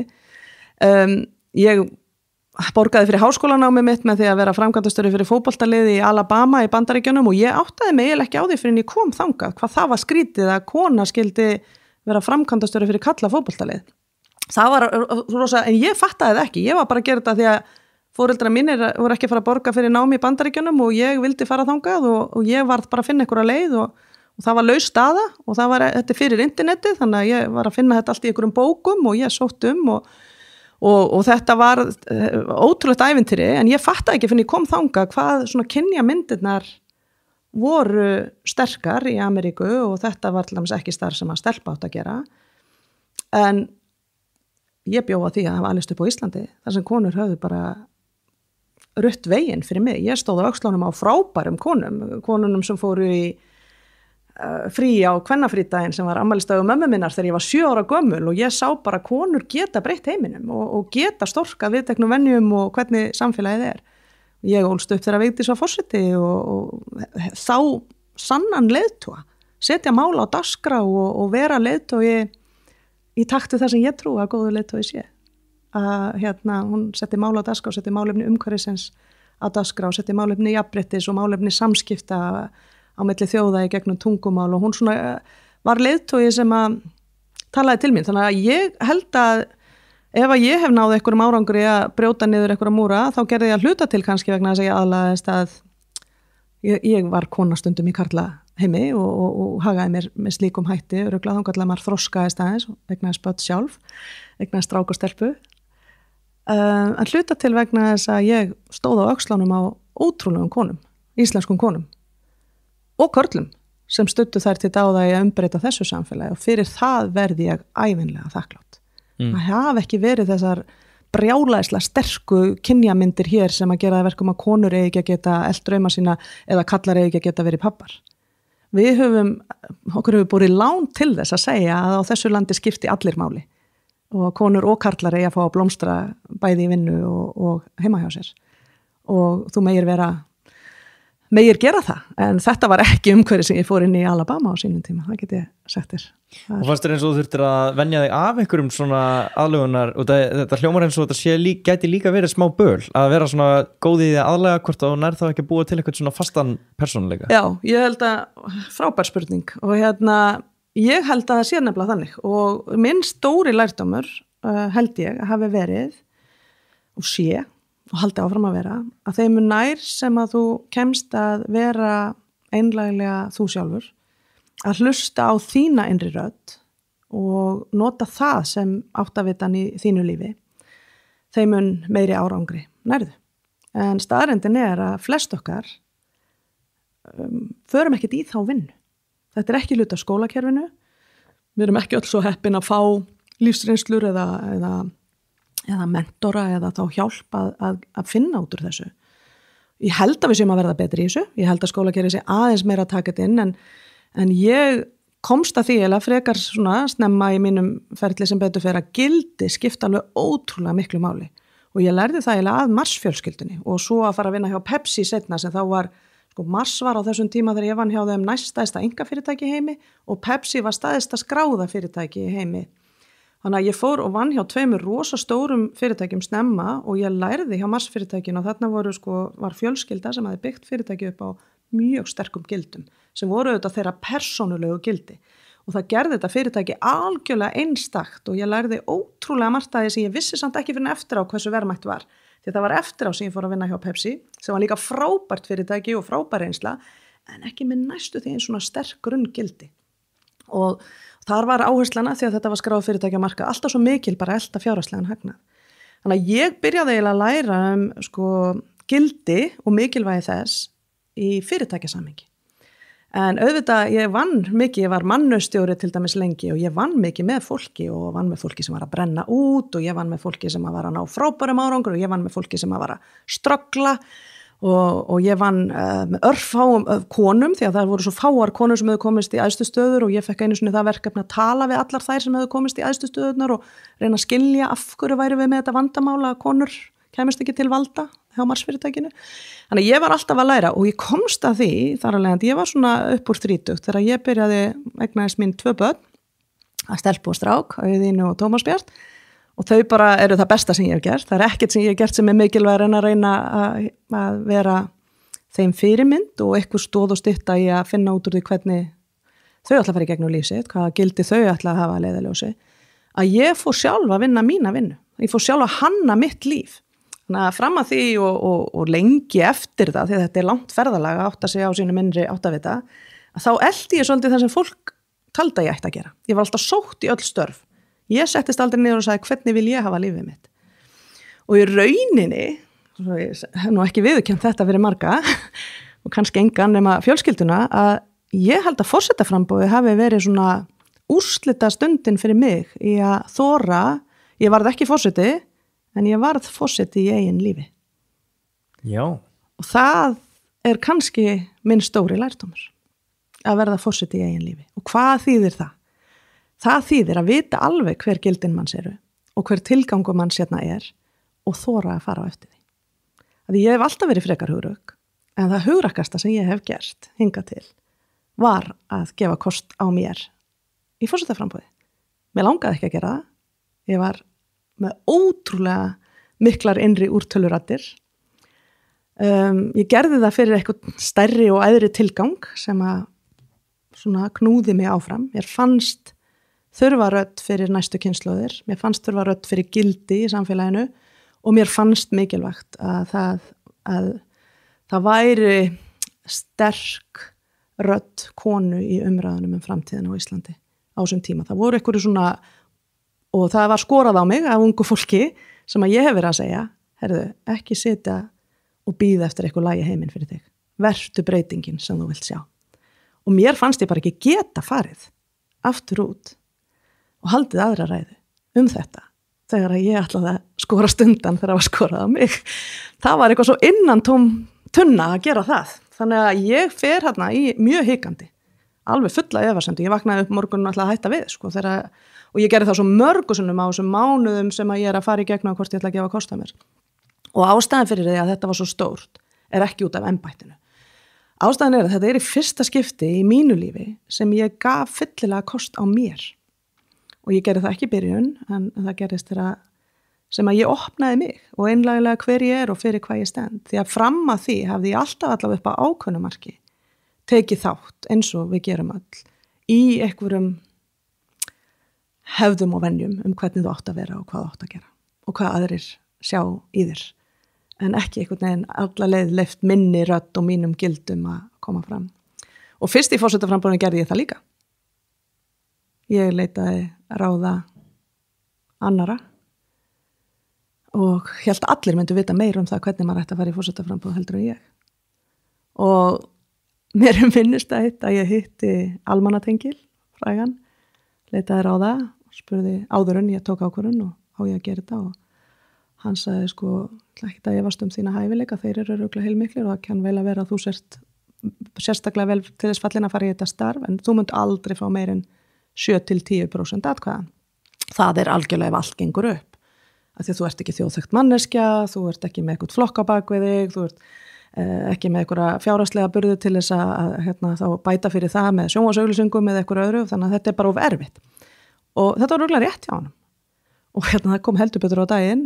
Ég tók nú samt af skari, það fór svolítið í taugarnar á mér að hann sagði þetta, satt að segja, það fór einhver keppniskona í gangi mér held ég og fór svolítið í taugarnar á mér, en það var samt ekki en það voru aðrir að hvetja mig og ég átti erfitt með að gera þetta ekki, en ég fer af stað og það sem gerist þegar ég er 45 dögum fyrir kosningar þá fæ ég 1% í skoðanakönnunum. Einmitt. Og Guðni 69%.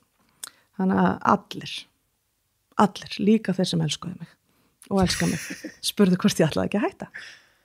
Allir. Það kom enginn á sjálfboðaliða fund, það forðuðust mig allir, það gat enginn hort í augun á mér. Þetta var bara ótrúlega erfiðu dagur. En mér finnst þetta að vera eitthvað besti dagur lífsins. Alveg bara fyrir utan þegar ég egnaðist börnin mín og giftist manninu mínum, ég er svo ótrúlega heppin með fólkið í lífinu mínu. Á þessum degi var ekkert ráð eitthvað staðar annars staðar.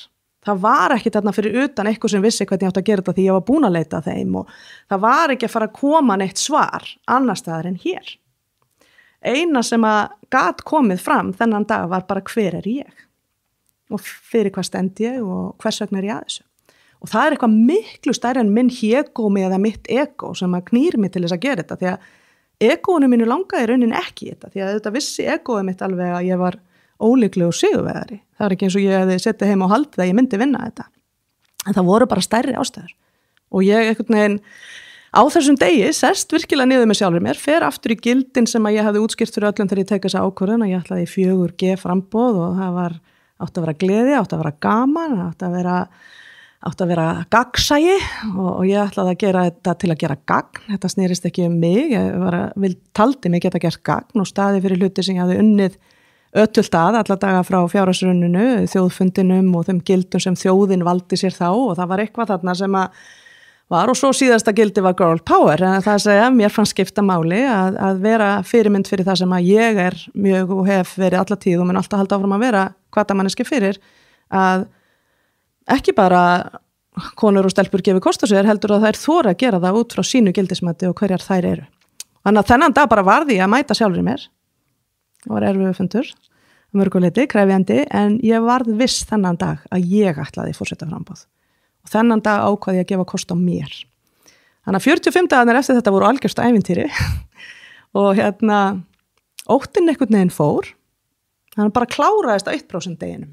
Ég bara, og úr töluratinnar og ég bara tók ákvörðun, heyrðu, ég ætla bara að sýna hvernig mér finnst að ég að gera þetta og hvernig ég ætla að hætta að hlusta og biðja fólk að fara úr sjálfboðaliðasveitinni sem að trúði ekki á það og það voru fáir sem héldu áfram en ótrúlega þakklátt fjölskyldun, nánum vinum, æskuvinum og öðrum sem að höfðu hugrekki til að halda áfram þessari klikkuðu konu sem að var með 1% í skoðanakönnunum. Og svo svona, já, ég er ekkert að segja að ég hef á einum degi algjörlega náð að verða ég sjálf, en ég allavega þessar svona innri takmarkanir og raddir, þær þær réðið ekki lengur fyrr.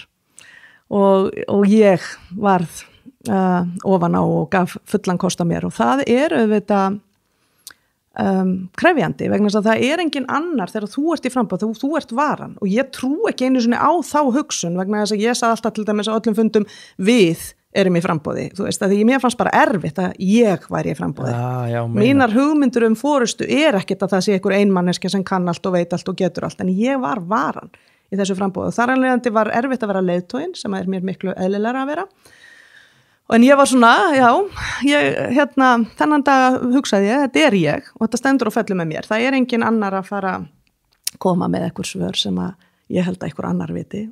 Þau eru bara hér. Og það náttúrulega sigur á þessum imposter syndrómi, sérstaklega með þetta að hugsa sko, hver er ég að gera þetta og síðan koma niðurstöður úr svona könnun og það eru enga veginn þér í vil og þú segir samt bara, nú er bara nóg komið, ég samt að gera þetta. Já, ég held að, og ég veit ekki alveg, ein góð vinkona mín sem hefur nú verið traust vinkona og farið með mér í mörg ferðalög, sagði við mig löngu eftir forsetaframboða, hún gleymi aldrei þessum degi. Hún muni aldrei skilja hvaðan ég fann kraftinn, viljan, brosið, gleðina til að gera grína aðstæðum og halda áfram. Hún segir að það hefur verið lærdómur fyrir sig þó við séum búin að vinna lengi saman. Ég get ekkert svaraði öðruvís en mér fannst eitthvað skipta meira máli heldur en ég. Þetta var eitthvað stærra heldur en ég. Og það kannski hinn svona, stóri lærdómurinn að vera einhaglega með sjálfur og þora að hlusta á innri rödd og fylgja sínum gildum og vita hverju þau eru. Hafa svona áttavita í eigin lífi. Hinn lærdómurinn kannski að það hægt að endur skilgreina hvað árangur þýðir. Árangur, ég vissi kannski alveg á þessum degi að það verður litla sem enga líkur á að ég myndi vinna. En ég vissi að það væru fleiri leið en ein til að vinna. Hafa góð áhrif á aðra, vera góð fyrirmynd, setja mál á dagskrá. Þora að tala hluti sem að brunnu í sálina á mér, en ég hafði kannski ekki fundið hugrekki til að tala því að það erfitt að tala margt á Íslandi. Íslandi lítið samfélag og þú átt vin úr öllum áttum, sama hver þú ert á Íslandi og með allar skoðanir og við vorum nýbúin að fara í gegnum okkar erfiðasta tíma að mörguleiti sem þjóð, þar sem voru mjög skiptar skoðanir og mikla deilur í samfélaginu hvernig ætti að taka á þeim hlutum sem gerðust hér í kringum efnahagshrunið og ég rak fyrirtæki á þeim tíma og hafði þá fundið það hugrekki að stofna fyrirtæki byggt á kvenlegum gildum sem var nú ekkit vinsælt í hugum margra í þeim geira sem við fórum í þá fjármálageirann. Þannig að ég hafði svo sem alveg verið hugrakk áður og hafði gert ýmislegt svo halda þennan þjóðfund og komið það ýmsum verkefnum til að reyna að bæta samfélagið, var mjög virk í uppbyggingu háskólans í Reykjavík og ég hafði oft ýtt mér, en því ég var alltaf hluta hópi og ég var alltaf að gera þetta með öðrum og þetta var bara í fyrsta skipti sem þetta bara stóð og fjall bara með mér. Ég gat ekki sett neitt annan inn á völlin í forsetaframboðið. Ég bara var það. Og það var mjög erfitt. Ég ætla ekki að gera lítið úr því að þetta hefði verið auðvelt. Þetta er bara með erfiðari verkefnum sem ég hef tekist á í lífinu. Hvernig lýsir þau erfiðið sér? Lítill svefn. Álagstengt mikið. Já, þetta er stuttur tími og og spurningar sem þú ert spurður sem þú kannski veist ekki alveg svörin við en verður að finna svörin við. Já. Og ég ekki bara að tala spurningar hvað þið finnst þetta og hitt í samfélaginu. Ég að tala svolítið hver þú ert og fyrir hvað þú stendur, þessar stóru spurningar. Sem flestir eftir mjög erfitt með að svara sjálfan sig. Já, ég held að við... maður þekkir sjálfan sig best, sko. Já, ég held nefnilega, ég á góða danska vinkonu sem að býr í Bandaríkjunum, sem að rak IKEA eða byggði upp IKEA búðirnar í Ameríku. Hún skrifaði bók á dönsku fyrst, sem að, ég ætla ekki að reyna að fara með titilin á dönsku, það myndi alveg gera út af við mína ímynd held ég. Hún skrifaði bók, þú hefur hannað mörg eldhús, en hefur hannað lífið þitt. Og á ensku heitir hún Design Your Life. Og í rauninni hugsunin á baku þessa bók hennar að við erum mjög mörg búin að hanna eitt eldhús og jafnvel fleiri. Og þá hugsum við rosalega mikið það, hvar á ískapurinn að vera, hvar á vaskurinn að vera, hvernig á þetta líti út, hvernig vil ég hafa opið eldhús eða loka eldhús og hvernig vil ég hafa eldhúsið mitt. Þetta er svona hjartað á heimilinu fyrir marga og fólk leggur mikla hugsun í þetta og hún er alltaf búin að selja sem forstjóri IKEA og vinna hjá IKEA í 30 ár mikið af eldhúsum og fólk alltaf að mæta til þeirra og hanna þessi eldhús. En hún sagði, en hversu margir hafa gefið sér jafnmikinn tíma, þó það sé ekki nema bara jafnmikinn tíma og þeir gáðu sér í að hanna þetta eldhús, í að hanna lífið. Ég að spyrja stóru spurningana fyrir hvað stenduru, hver eru þín gildi, hvers vegna ertu hérna? Og hún tók að mér lofur þegar ég sagði henni að ég ætlaði að taka af skarið og fara í framboð og sagði við mig, Halla, ef þú gerir þetta og ef þú verður fórsetið, þá verður nóg að gera hjá þér og þú mútti gefa neitt tíma til að hanna lífið, en ef þú verður ekki fórsetið, lofaði mér því að þú gefið þér ár eftir framboðið og hugsir hvað ætlar að gera við þetta líf. Bara farir í vinnuna. Ég gaf mér ár og svo ég var komin 9 mánuði og þá var ég næstuði búin að taka starfi sem ég var boðið í Ameríku þá og var bara mjög nálægt því. Þá gripu örlögin inn í. Líf mitt fullt af svona sögum, sko.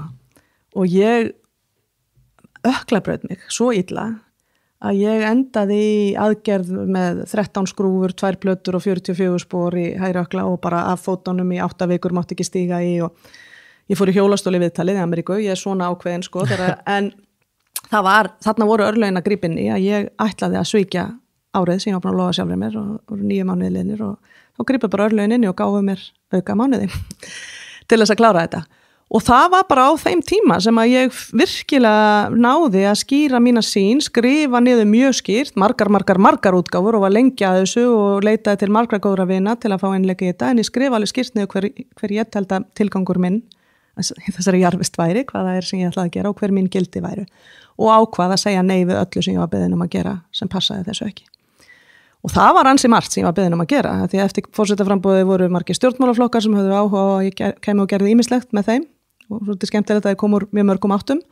Þannig að það var eitthvað í mínum málflutningi sem höfðaði kannski víðar heldur en þessi típiska skipting oft í stjórnmálum. Ég var líka beðin að taka mér ýmis engaverkefni, mér voru búið nokkur störf erlendis, en það var ekki fyrir en B-team kemur upp á og það var eiginlega ársferli síðan aðdragandinn af því að ég bara vissi, þarna kom allt saman. En það var nú ekkert fengið bara með sældinni því að það voru yfir 20 manns sem voru beðnir að sækja og ég fór í gegnum lengsta og strengsta valferli sem að ég hef farið í gegnum á minni starfsæfi við að síðan vera boðið starfið. En ég held að 8 vitin sem að ég var alveg búin að hanna fyrir sjálfa mig hafi verið það leiðarljós sem að hjálpaði mér í gegnum það og einhvern veginn hjálpaði mér þó ég væri alveg ennþá með svona impostor syndrom og ég held að hann bara verið alltaf aðna bara náttúrulega að hjálpa mér að verða ekki hrókafull eða... Já, einmitt, þetta alveg jákvæmt líka, sko. Þetta alveg smá hvati og... Hjálpa mér að, íta mér og vita það að ég get alltaf gert betur. Já. og þannig að ég óbáslega þeirra trúar að mikilvægasta vinnan sem við gerum í lífinu að vinna í þessum 8 vita fyrir okkur sjálf. Ég held að hann breytist svolítið kannski framan af ævi því að við erum bara ekki komið nú mikið af lífsreynslum og starfsreynslum til að alveg geta greindan það að ég ekki þeirra skoðunar, ég held að gildin gætu mögulega verið minnst breytt en svona hvað þú ert náttúrulega að gera kannski skýrist ekki alveg fyrir en þú svona nálgast miðja æfina. Þú þarft, það ákveðin verkefni sem þú ert í framan af, það að læra, komundir sig kannski koma það ekki yfir höfuð eignast börni sín, búið til fjölskyldu ef þú ætlar að gera það og svona, en ég held að maður eigi samt alltaf að vera að vinna þessa vinnu. Ég held að maður eigi alltaf að vera að reyna að skrifa sitt eigið manifesto og virkilega spyrja sjálfa sig þessara stóru spurninga og ef þú gerir það og finnur hugrekki til að ýta þér stöðugt lengur og lengri áttina því, þá held ég að það geti allir lent í draumastarfinu.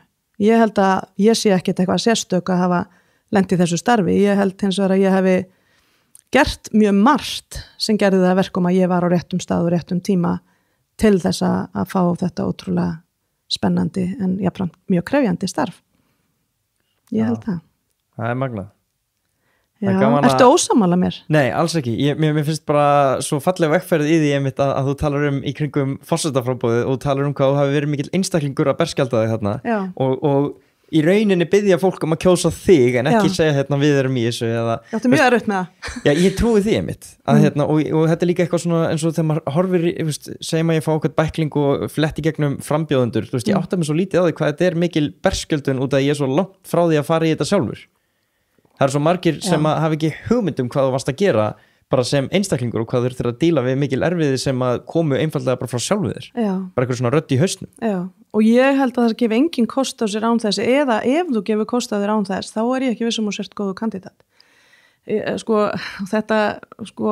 alveg 100% veist að þú ert besti valkosturinn þá held ég kannski að þú sért komin hættulega nálægt hubris syndrom. Já, meinar. Ég held alveg að það geti verið, þess vegna ég mér finnst þessi ráðgjöf alltaf bara meira sjálfstraust pínu hættuleg, allavega ef það er falskt eða yfir sjálfstraust. Já. Ég held að raunverulegt sjálfstraust búi svolítið í því að taka utan hver maður er og sína styrkleika en líka sína ófullkomnun, af því að það er ekkert okkar fullkomið, við getum öll orðið betri útgáfa á okkur sjálfum. Þetta árið 2016 sem að forsetaframboðið á þessu stað. Hefur þú breytt einhverjum skoðunum sjálfa þig eða einhver svona áherslu málefni á þeim tíma á þessum 3 árum sem hafa liðið? Já, ég held að ég sé bara búin að þroskast alveg ótrúlega mikið á þessum tíma og þetta síðasta ár sem forstjóri B-team hefur verið bara ótrúlegur skóli. Ég held til dæmis að ég hef átt að með að ég er ágætlega lesin og ég hafði ferðast heil mikið og svona en ég er búin að ferðast alveg ótrúlega mikið síðasta ár og ferðast í fleiri skilningum en að fara í marga flugferðir. Já. Ég hef ferðast inn í heima sem að ég vissi bara ekkert mikið ég hef setið á ráðstöfnum með þjóðarleiðtogum í Afríku og konum sem eru að reyna að leysa loftslagskrísuna eða hjálpa börnunum sínum að læra heima án þess að nota fossil fuel, án þess að nota lampa sem eru að eyðileggja lungun í þeim eða Ég er búin að fara svo vítt og djúpt í mál sem að mér hefur alltaf verið andum og ég búin að átta mig á hvað ég bara veit ótrúlega lítið. Og ég held að það sé líka alveg ofsalega holdt fyrir okkur. Og ég er ekki að gera, mér hefur gengið mjög vel. Ég fengið mikla ánægju frá þessu samstarfsfólki mínu og lært mikið af þeim. Ég er að vinna með 27 leiðtogum sem allir hafa farið í gegnum ótrúlega vegferð. Hvort sem það er Ariana Huffington sem er núna upptekin eftir alla sína frumkvöðlastarfsemi og mest upptekin að því að við sofum. Búin að læra mikið svefn frá henni. Já, er hún ekki í... Hún er ein af B-team leiðtogunum, jú. Og í það að hitta fólk sem hefur tekið svona fyrirtæki og snúinni við í það að eyða heilmiklum tíma með bæði Kristjánu Figueres og Mary Robinson sem eru stórkostlegar konur sem að bara, sko Mary Robinson, ég var í kvöldverð með henni í Kanada daginn og hún sko var nýorðin 75 ára og er núna stjórnarformaður Elders sem eru önnur svona systur samtök eila B-team, við vinnum mikið með þeim, það eru fyrirverandi þjóðarleiðtogar sem ákveða að vinna saman að friði í heiminum og þeir hafa þar af leiðandi farið að vinna meira og meira í loftslagsmálum því að loftslagsmál munu og eru að valda ófriði meðal annars í heiminum og munu gera það í auknum mæli þegar vatnsskortur verður meiri og orkan, þessi mál öll er að fara að vera okkur mjög erfið og hún situr og ég segi, Mary, þú ert ekki að hugsa að hæja á og þá horfir Mary á mig og segir Halla, að Nick sagði þetta við mig, það maðurinn hennar, Nick sagði þetta við mig daginn, hvort ég ætlaði ekki að hæja á, en veistu það, þetta snýst ekkit það hvort að ég vilji hæja á. Þessi málefni eru svo stór og brýn að ég verð bara líka að þjóna. Og ég hugsaði með mér sko, þessi kona, við tókum mynd af okkur, var írskur kokkur á veitingastannum sem að eldaði fyrir hann eitthvað sótabrett sem írskt brauð að því hann var svo stoltur að því að fá þarna forsetan sinn sem kom og hún gerði þetta alltaf svo mikil auðmýkt og fegur og þessi kona er svo stórkostleg og hefur gert svo ótrúlega hluti í heiminum en hún var eins mannleg og jarðbundin eins og hægt var að vera og alveg jafn samfærð að við erum hérna öll til að vera í eitthvað skonar þjónustu. En svo þurfum við bara að finna hvernig leggjum við okkar að mörkum best út frá því sem hver við erum og hvaða tækifæri við fáum og fyrir hvað við brennum. En hún brennur bara svo mikið fyrir, hún kallar það loftslagsréttlæti, hún brennur svo mikið fyrir þá staðreind að það eru milljónir manns að lenda bara undir vatni nú þegar í alls konar stormum og veðrum sem að við gangi yfir en varanlega að fara undir vatn vegna hlýnunjarðar innan 10-12 ára. Og þetta fólk hefur ekki lagt neitt af mörkum til loftslagsbreytinga. Það lifir á sjálfbæran máta í fátækum bændasamfélögum á litlum eyjum og lifir í friði og sátt við menn og dýr og móður náttúru. En þau eru samt fórnarlömb af því að við þurfum að eiga svo mikið og borða svo mikið og fljúga svo mikið og keyra svo mikið og lifa lífstíl sem ég er alls ekki á móti, ég er definitely kapitalisti en ég trúi því bara við þurfum að verða meðvitaðri heildar ábyrgð okkar í heiminum og að við getum hannað leiðir til þess að vera það og við getum varið lífinu okkar í að hafa þessi áhrif. Og Mary gerir þetta þannig að ég er ótrúlega heppin kona og ég þakka fyrir okkur einasta degi að fá tækifæri til að starfa við þetta og fá innspýtingu frá fólki sem að leggur lífsitt í þjónustu við eitthvað sem er stærri en það sjálft. Og ég held að það hefði alltaf verið hver ég er. Ég held ég hefði bara alltaf verið þessi manneskja, en ég var bara framan af ekkert vissum að maður mætti vera þessi manneskja. Að það var svo mikil pressa á að árangur væri starfsferill, peningar, stærðin á húsinu þínu. Ég er algjörlega búin að komast að ekkert af þessu er það sem að veitir þér raunverulega ánægju. Ég hef alveg náð árangri á svona materialískum mælikvarða á meira en ég gerði mig vonur með að þurfti á að halda. Núna fyrir mér þá bara, mér langar bara að vakna á mótnana og vinna fyrir eitthvað sem ég brenn fyrir og er í takt við mín gildi og mína sýn og mér langar til þess að geta hort á börnin mín sem að eru ótrúlega flott og ég hef mikla trú á að muni verða betra fólk heldur en mín kynslóð hefur verið. En mér langar að horfa á sig að ég gerði allt sem ég gat. Ég var ekki bara meðvitundalaus með tækifæri til að hafa áhrif en skildi ykkur eftir þannig að þið þurfum að búa með súrefnisgrímur þannig að það eru stríð eða óaldir í heiminum vegna þess að það sé lágt traust og svona hvað segja, ég geti líka að tala lengi sko að andleg líðan ykkar er vond að því að við einhvern veginn höfðum ekki vit á að vera leiðtogarnir sem að heimurinn þurfti á að halda fyrir ykkur. og ég allavega held bara það hljóti alltaf að vera betri líðan sem kemur frá því heldur en að sitja uppi með hvað ef ég hefði. Þannig að meira þess að þegar mér var búið þetta starf, þá var ég komin svolítið þægilegan stað í lífinu. Ég var að halda fyrirlestra og gat valið hvar ég held fyrirlestra, fekk vel borga fyrir það, átti fullt af frítíma og lifði góðu lífi, komst í sundlegin á hverjum einasta degi og sem að ég kann vel að metta og var hamingjusöm, var á góðum stað.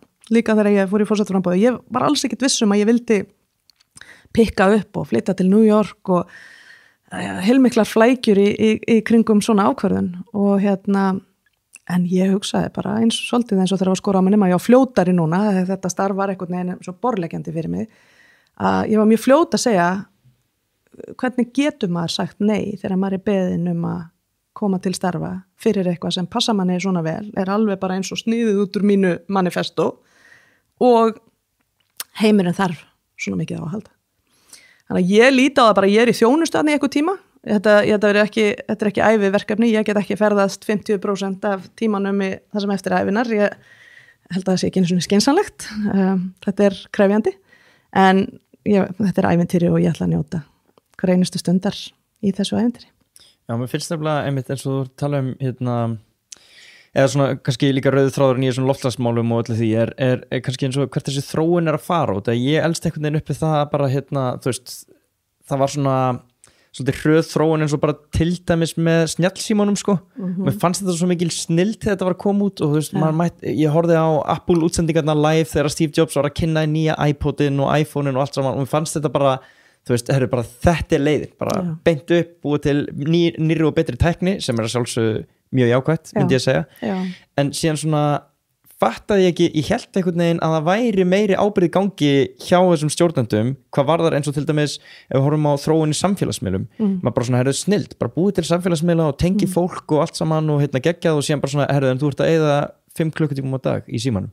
Og maður bara svona, já, hvernig endur við hérna? Ja, það út af því að þú veist, þeir græða meira á því að hafa þig lengur inn á sínum miðlum eða í sínum tækjum eða að gera þetta eða gera hitt og ég bara svona einhvern veginn það var svona smá uppgötun að bara svona já, býttu nú við, það er ekki þetta hvað kallar það? Triple bottom line. Já, þú veist, það er ekki ég hef ekki fullkomna stjórn og meðvitund á því sem ég er að gera og fólk er kannski svolítið að ráðskast með mann á þeim forsendum að þau ætla bara að græða pening.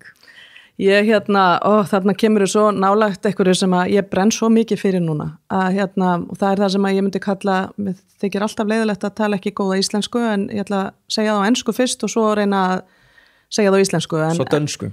Svo dönsku, spænsku, ég skal ég taka frekar dönskuna. Að það er the ethical and humane use of technology stæðsta mál samtímans, eða það er að segja siðferðileg og mannleg notkun á tækni einn stæðsta áskorun sem við stöndum núna frammi fyrir. Og þetta myndi Mark Benioff sem stofnandi og forstjóri Salesforce sem eitt af stærri tæknifyrirtækjum heims og búin að ná gríðarlegum árangur með þá. Hann hluti af The B-Team, ótrúlegur maður. Þetta sagði hann á fyrsta fundunum sem að ég hélt með leiðtogum B-Team í september í fyrra að yrði okkar stæðsta mál. Ég held að ég áttaði mig á því að því að sem foreldri hef ég velt þessu fyrir mér, persónulega hef ég velt þessu fyrir mér. En ég hef áttað mig betur og betur á því síðast árið hversu rétt Mark hafði fyrir sig þegar hann sagði þetta. Því að, já, það svo margt sem að ég geti farið í svo margar áttir með þetta. Eitt sko andleg heilsa, það alveg ljóst að þetta að hafa mjög neikvæð áhrif á andlega heilsu fyrir fólk á öllum aldri og mjög alvarlega. En við skulum bara tala nýafstæðna atburði líka. Þessi skotrið sem áttur sér stað í Walmart í El Paso í Bandaríkjunum nú nýlega og síðan í Dayton í Ohio og margar aðrar, þær hafa allar byrjað á samfélagsmiðlum og það hefur verið kynnt undir þetta allt og þarna kannski neikvæða hliðin á því að vera með einhverja aðila sem halda að þeir séu komnir hérna aftur, ekki af auðmýkt heldur til þess að bera út einhvers konar boðskapa einhverju séu betri en aðrir og ákveða að taka það í eigin hendur að útrýma þeim sem eru óæðri. Þetta eitthvað sem við þekkjum úr sögun, þetta heitir fasismi. Madeleine Albright, fyrrverandi utanríkisráðherra Bandaríkjanna hefur skrifað þetta bók og við getum lesið á spjöldum sögunar nákvæmlega þessa þróun áður og þetta það sem við erum að sjá og þetta mjög mikið, samfélagsmiðlar eru að mynda grunn fyrir þessu og dreifingu á fölskum fréttum Og ég vil ganga svo langt að taka undir með konu sem heitir Carol Cadwallader sem að hélt erindi á TED-ráðstefnunum sem ég var á núna í vor, í apríl, þar sem að hún útskýrði hvernig gerðist Brexit og fór meðalans yfir það. Hún fór í heima bæsinn í Wales þar sem að hún fór að spyrja fólk, þar sem að hefði verið mikill yfirburðastunningur við Brexit. Og hún fór að spyrja fólk hvers vegna og allir töluðu innflytjendamálin og Tyrkir væru hlutið af Evrópu og það verið svona margir Tyrkir að koma og svo fór hún að skoða og það var einn innflytjandi í þessum bæ. Og það sem hún útskýrir í erindi sínu, þetta ekki pólitísk afstæðina með eða móti Brexit, en hún segir bara allar þessar fréttir sem fólk hafði komu af Facebook, engin okkar hefur neina gagnsæi hvaða fréttir, hvaða auglýsingar varu dreift, hversu miklum fjármunum var eitt, hvaðan þeir komu. Það eru kosningalög í Bretlandi og þetta bara yfir þau hafið, bæði peningaeyðslan sem þarna, þetta heitir social media, þá þetta yfir hafið all fjölmiðlalög, líka í Bandaríkjunum. Og þetta orðin svo stór og öflug fyrirtæki, hvort sem við tökum Facebook, Google, Amazon, Apple, þetta orðin svo stór og áhrifamikil fyrirtæki, að þau geta hreinlega bara búið til veruleika fyrir fólk sem fólk trúir og láti hluti gerast og eru miklu valdmeiri heldur en ríkisstjórnir. Mark Zuckerberg neitaði að koma í yfirherslu hjá breskum stjórnvöldum og komst upp með það, hann fór í yfirherslu í Ameríku. Ég hef ofboðslegar áhyggjur af þessu og svo ef við bætum ofan á það að það stór hluti af störfum að færast yfir í gervigreind og brjálaðar, jákvæðar framfæri sem koma með þessu öllu, skulum ekki gleyma því. Ég hefði líklega ekki náð neinum árangri í forsetaframboðinu, sem á deilum hvort að það var gott eða vont, ef ég hefði ekki haft Facebook Live. Það kom út meðan ég var í forsetaframboði. Að því mér gekk svo ofboðslega illa að fá aðgang af fjölmiðlum. Það var náttúrulega, þetta var sirkusgeira smart þegar ég var í framboði. Ólafur Ragnar ætlaði ekki fram, svo fór hann fram, Sigmundur Davíð sagði að sér, Davíð kom inn, það var mjög erfitt fyrir óþekkta manneskju að stíga, sem var ekki með eitt pólitískan stuðning að stíga á þetta svið. Þannig að ég notaði Facebook Live mjög mikið til að ná til fólks og þegar ég komst ekki inn í fjölmiðla þangað til að kappræðurnar byrjuðu. Ég held að sé fullt og fólk að tengjast og það að tengjast týndum vinum og fjölskyldum. Það ofboðslega margt jákvætt og við megum aldrei gleyma því að það fært okkur margt gott.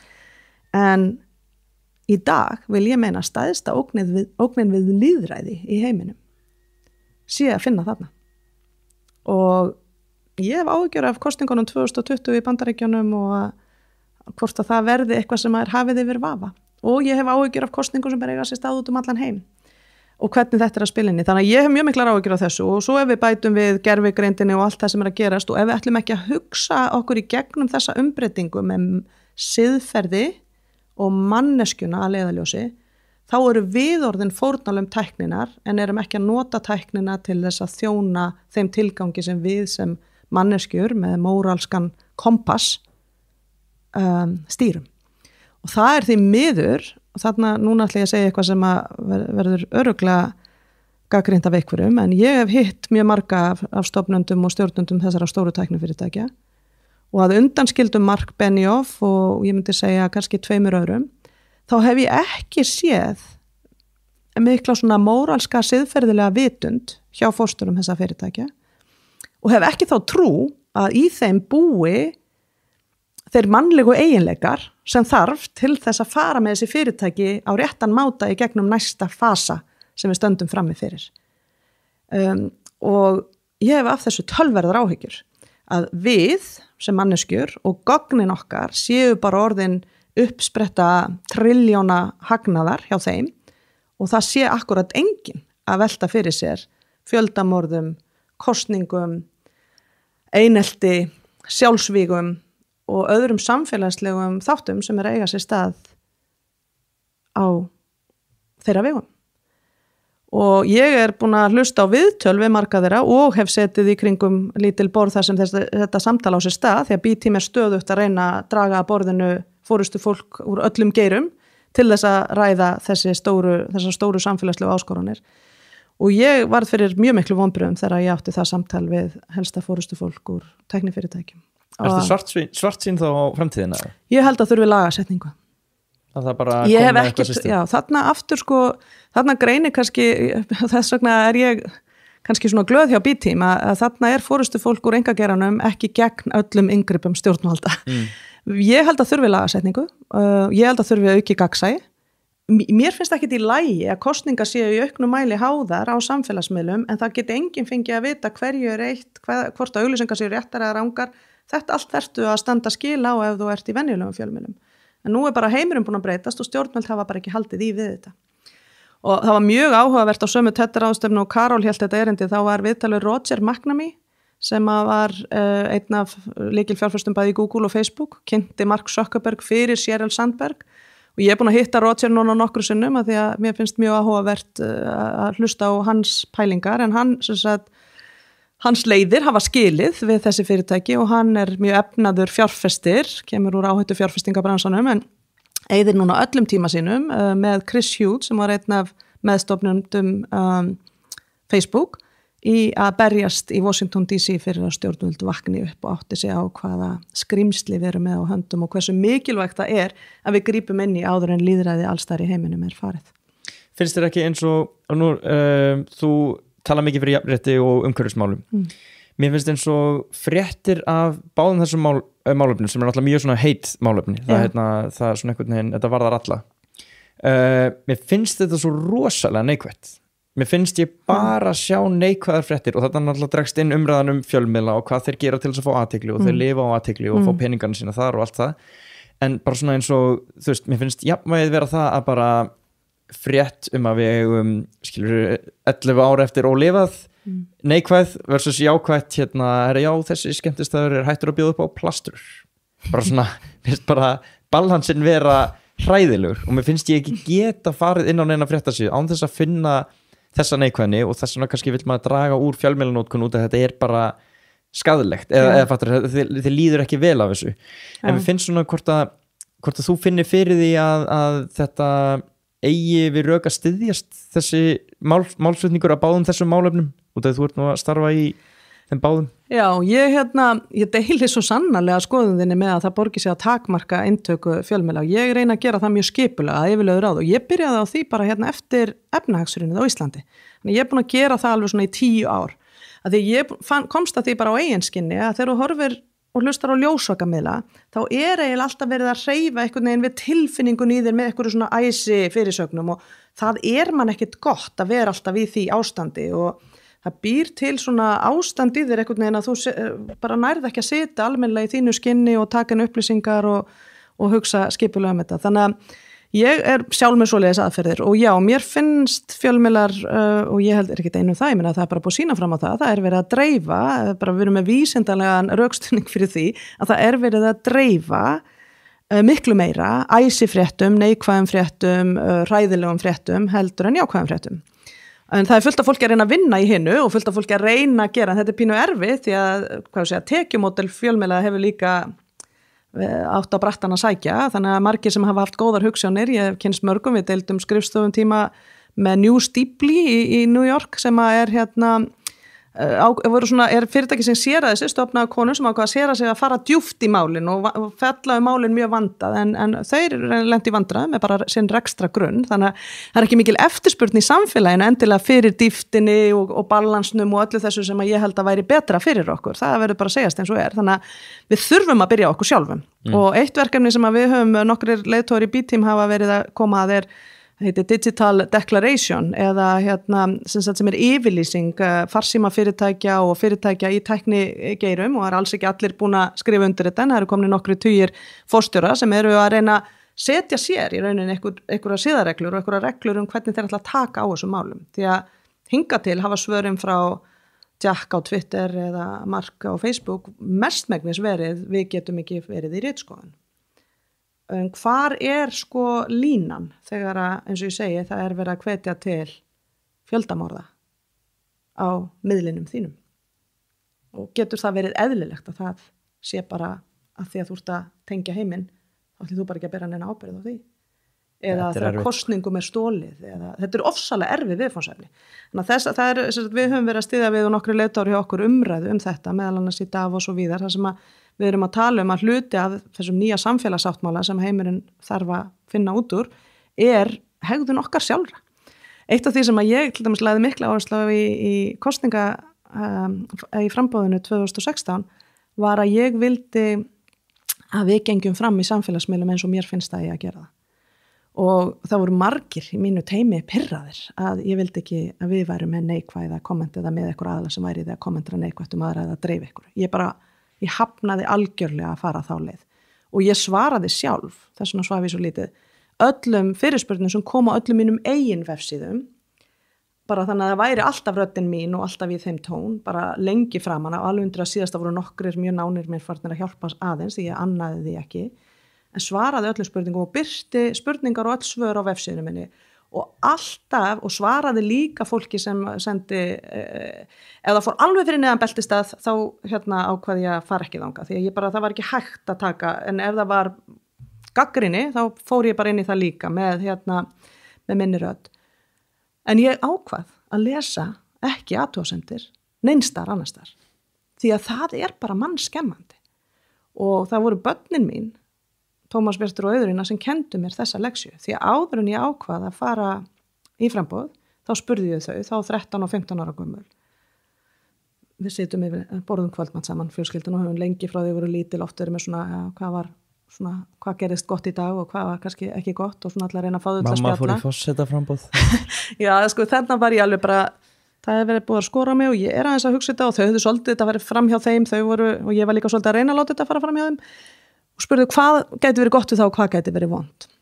Og þau voru, satt best að segja, frekar jákvæð sem ég var mjög hissa og ég átti vona á að fá svona, nei, please mamma, ekki gera það.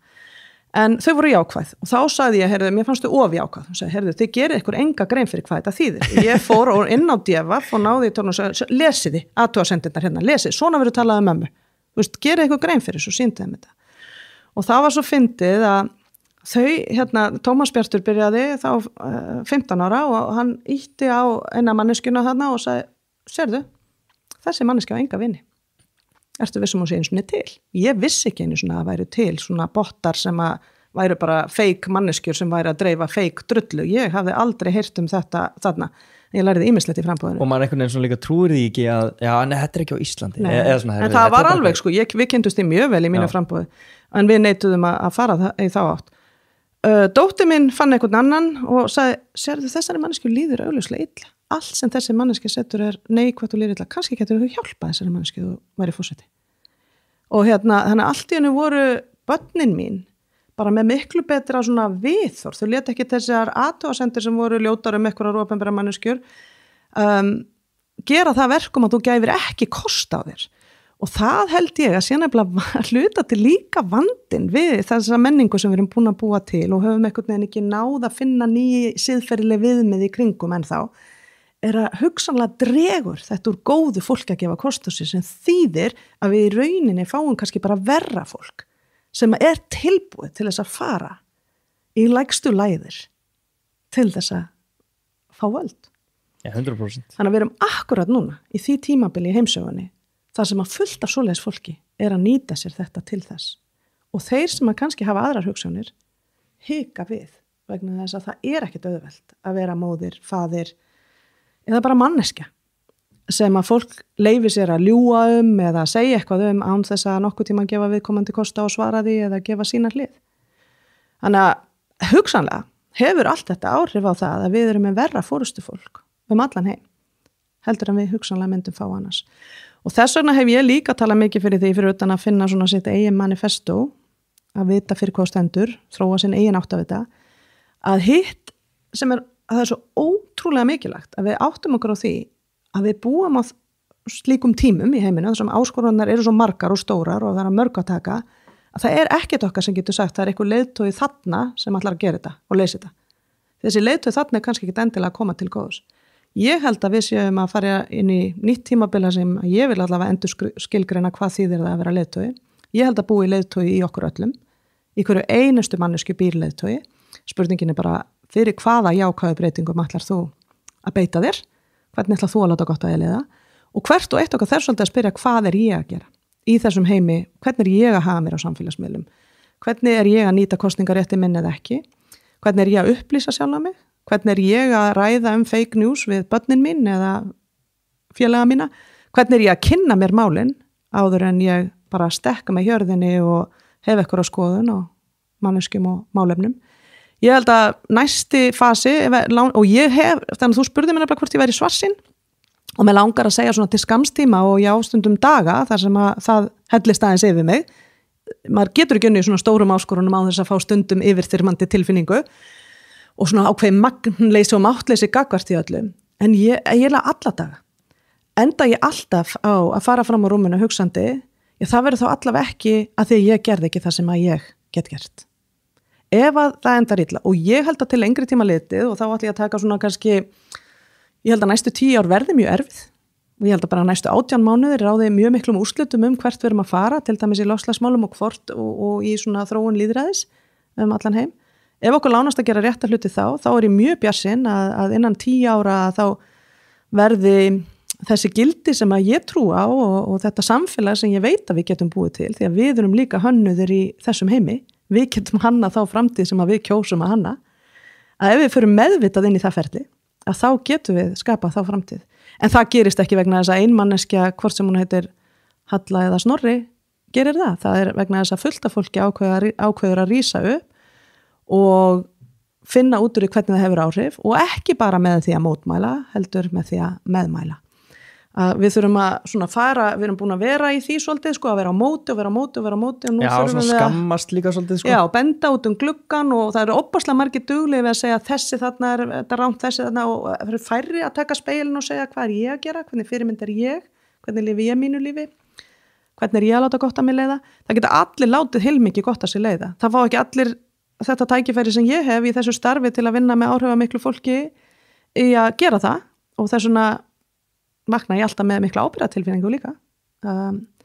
Og ég vakti alla leiðtóna mína á stjórnarfundinum klukkan 5 morgunin, settist með hann niður í fjöru og spurði þau, og fór svo með þau út í sjó og letu dansa í sjónum og gera alls konar æfingar og spurði þau bara, fyrir hverju ætlað þú að halda þér ábyrgum og til hverra svarar þú?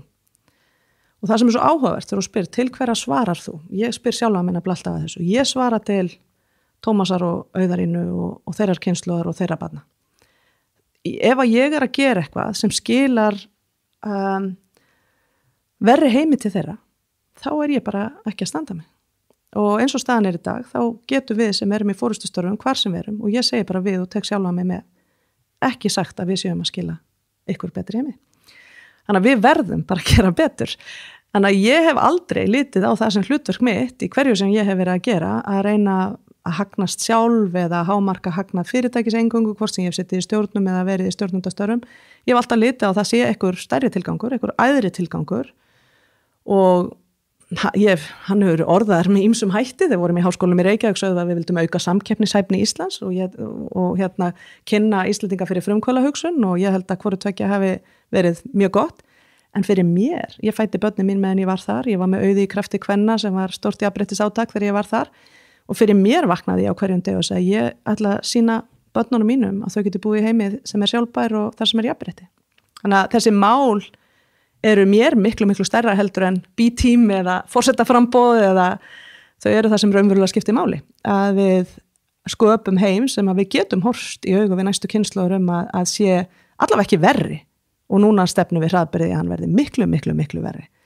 Þannig að það er ekki ásættanlegt. En sko þetta hljóma kannski eins og ég sé neikvæð þegar ég segi þetta vegna þess að heimurinn er líka batna á svo mörgum sviðum en við höfum að sumuleyti falska ánægju af því að sko við lífsgæði okkar séu betri því að þau eru það í vestrænum heimi en við erum að horfast í augu við afleiðingar af þessu lífsgæða kapphlaupi sem að við munum borga fyrir við dýrum dómi. Það er bara svoleiðis. Og eins og að vilja breyta þessu, þú talar að skortir svolítið viljan til þess að breyta hlutunum. Þú veist, hvernig heldur þetta sé eins og bara fyrir Guðna eða annað fólk í stjórnarstöðu heima? Þú veist, það er einhvern veginn allir vita af þessu og það virðist vera góður hljómgrunnu fyrir því að breyta til eins betra, sjálfsögðu. En hvar liggur hindrunin í þessu? Af hverju er engu breytt? Og ég ætla ekki að biðja að segja af hverju Guðni ekki að gera eitthvað eða svoleiðis. Heldur meira bara svona hvar stoppar þetta? Er það bara að vanta góða lausn sem mér finnst náttúrulega mjög góð afsökun sko, það er ekkert hlaupið að því að gera eitthvað gott sko. Ég er þeirra skoðunar að lausnirnar séu til og það eru alveg ótrúlega lausnir til líka hér á landi sem gætu jafnvel skilað miklu alþjóðlega. Ég er þeirra skoðunar að Ísland eigi að setja sér það markmið að vera númer 1 í heiminum í sjálfbærni og jafnrétti Við eigum svo mikla innegni í báðu en okkur hefur farið aftur síðustu ár. Við vorum yfirleitt í topp 3 sætum, núna erum við 10. samkvæmt svona síðasta mati sem ég hef séð. Mér finnst mjög magnað að á sama tíma við erum að setja okkur metnaðarfyllri markmið og allir að reyna að setja sér metnaðarfyllri markmið og meiri segja Afríkuríki að reyna að koma staði hvernig þau geta lifað án þess að nota kol. Þá byrjum við á Íslandi að flytja inn kol og auka verulega á koltvísýringsútblástur sem að við munum þurfa að borga mikla skatt af, eða þú og þín kynslóð. Já, þú okkar okkur, ég sé þetta bara. Þú sér þetta, svoleiðis hugsunin sko.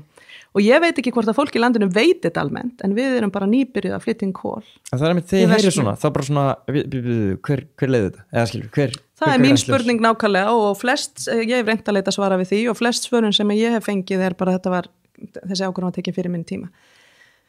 Sko það þetta að taka, ég hef tekið fullt af vondum ákvörðunum í mínu lífi og þá betra að næsta ákvörðun sé góð sko. Það þarf ekki að lifa með vondar ákvörðun það sem eftir ég held að þetta sé skortur á hugrekki og ég held þetta sé óeðlilega mikil þörf til vinsælda. Já. Og til að sætta sko, sætta mál í samfélagi sem oft mjög meðvirt. Já. Og þetta brútal dómur hjá mér og ég ekkert að setja þetta inn á eina persónu, ég held að við séum öll samseg svolítið í því. Já, það erfitt að vera hugrakkur. Það ekki auðvelt og ég hef svo oft gert eitthvað sem að enginn skildi þegar ég hætti til dæmis í Ameríku og var þar í mjög vel launuðum störfum og var að vaksa mikið en það bara kom dagur hjá mér þar sem að mér fannst að eiga fallegt hús með sundlaug í garðinum og vera með frábæra vinnu en vera bara einhvern veginn að selja mér í sykur alla daga.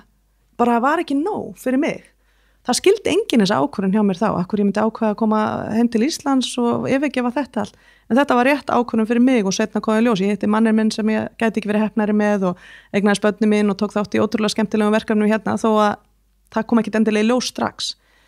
Þannig að mín áskorun til allra sem sitja á áhrifastól eiginlega bara, og hvort sem þú situr á áhrifastól eða ekki, bara við getum öll sett mál á dagskrá, við getum öll staðið fyrir það sem við þurfum að sjá, en það meiri byrði á okkur sem sitjum á raunverulegum valdastólum að hugsa fyrir hvað ætla ég að standa.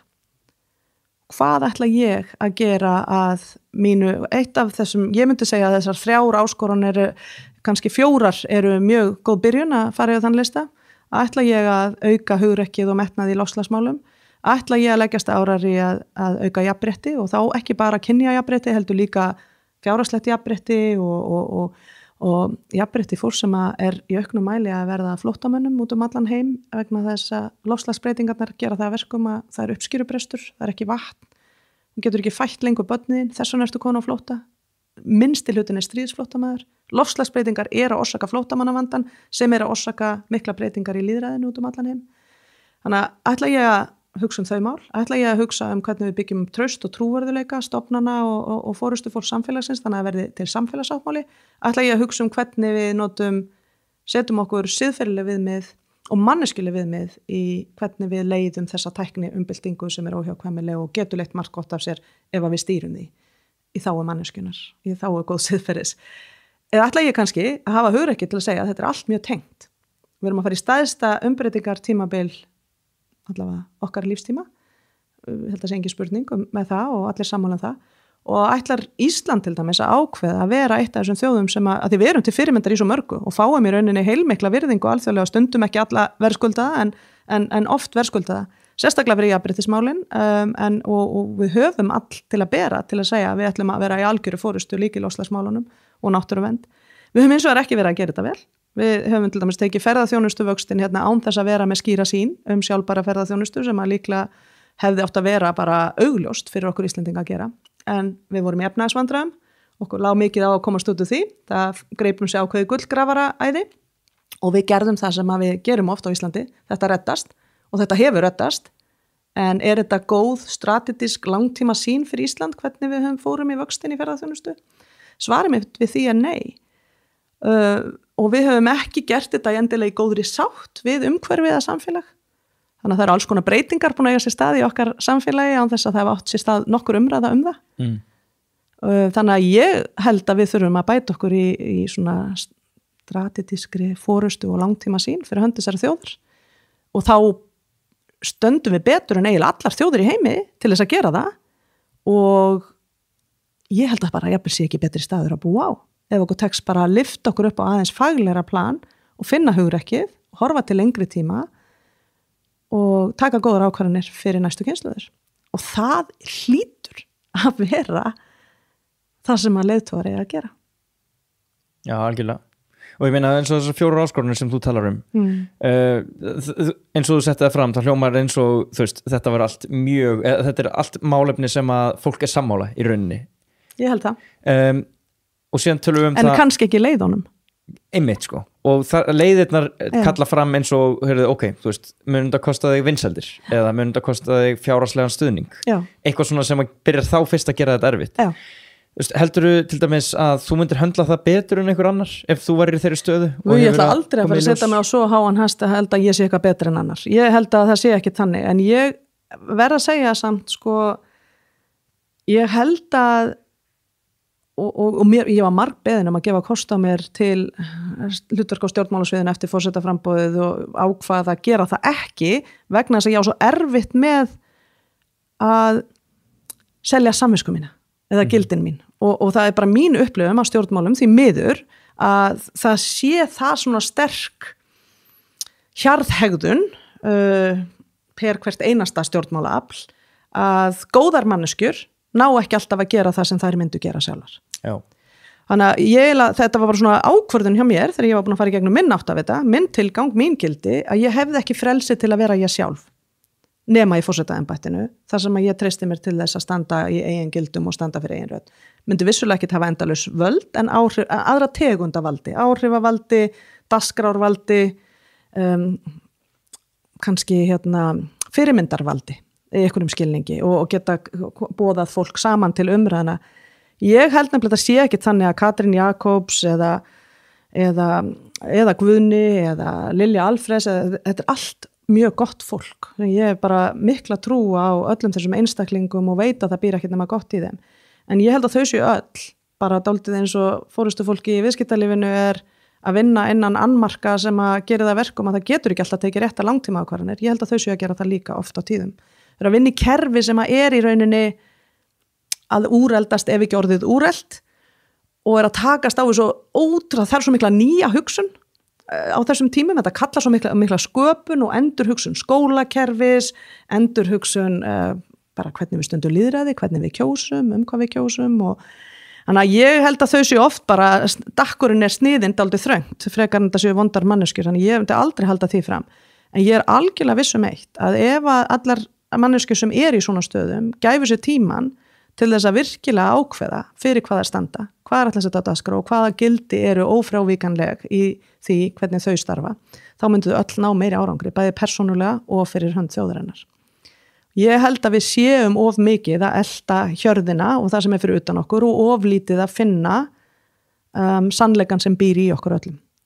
Ég hef ennþá ekki hitt neina mannesku og þar með tali fóstur og olíufélaga sem stundum fara óheyrilega mikið í taugarnar á mér fyrir skorta og hugrekki og umbreytingar hraða, því að þeir náttúrulega standa vörð ákveðna hagsmuni sem ekki eru líka pappin sem ég myndist á í byrjun, sem að myndu geta svara dóttur sinni með eitthvað öðru en ég verð að gera meira.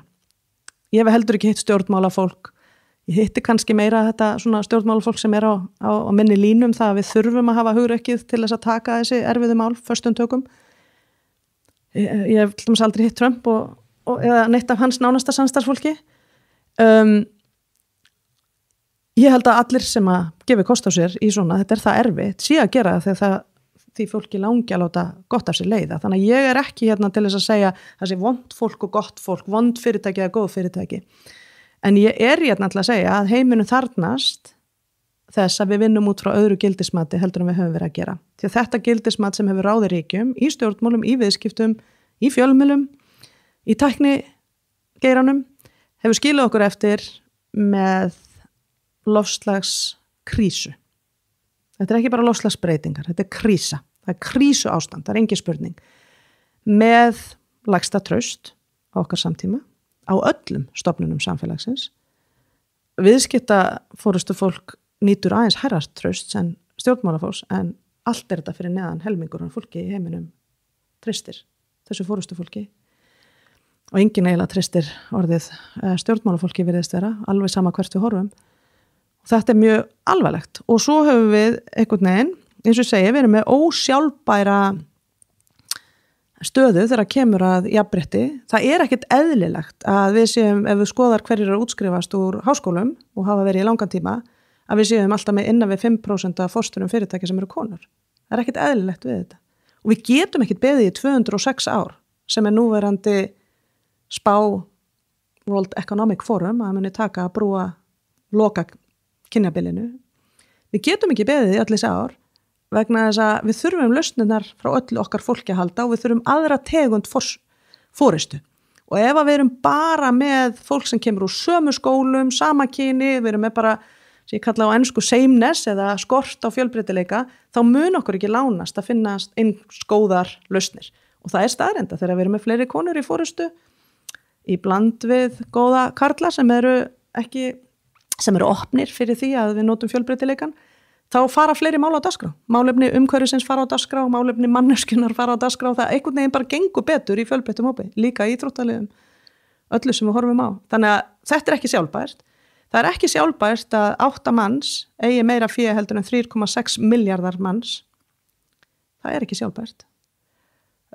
Það ekki sjálfbært að við séum með fyrirtæki sem að hagnaðist mest allra fyrirtækja í heimi í fyrra, Amazon, og borgaði enga skatta. Það náttúrulega ruglað, sko. Þetta ekki í lagi. Og þannig að það eru viðmið hérna og gildismat sem að eitthvað brenglað og kemur út frá einhverju kerfi sem við byggum til og við getum líka búið til betra kerfi. Og ég ekki að segja að kapitalismi sé ónýtur en ég skal segja það að 51% ungu fólki í Bandaríkjunum segir í rannsóknum núna að það sé búið að missa trú á kapitalismunum. 51% ungum kjósendum 18-24 ára. Sláandi tölur. 86% af fólki á sama aldurspili ætlast til þess að fyrirtæki taki umhverfis og samfélagsábyrgð. Þetta í Bandaríkjunum. Bandaríkin eru ekki lengst komin í gildismatinu á þessu sviði.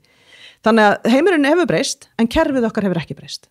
Við erum ennþá að mæla bara fjárhagslegan hagnað, bara hagvöxt, við erum ennþá að skoða öll mál út frá ríkjasjónamiði meðan loftslagsmál, súrnun sjávar, eyðing á mörgum tegundum lífvera og annað allt mál sem að liggja ekki hjá okkur einu ríki, heldur liggja hjá okkur sameiginlega.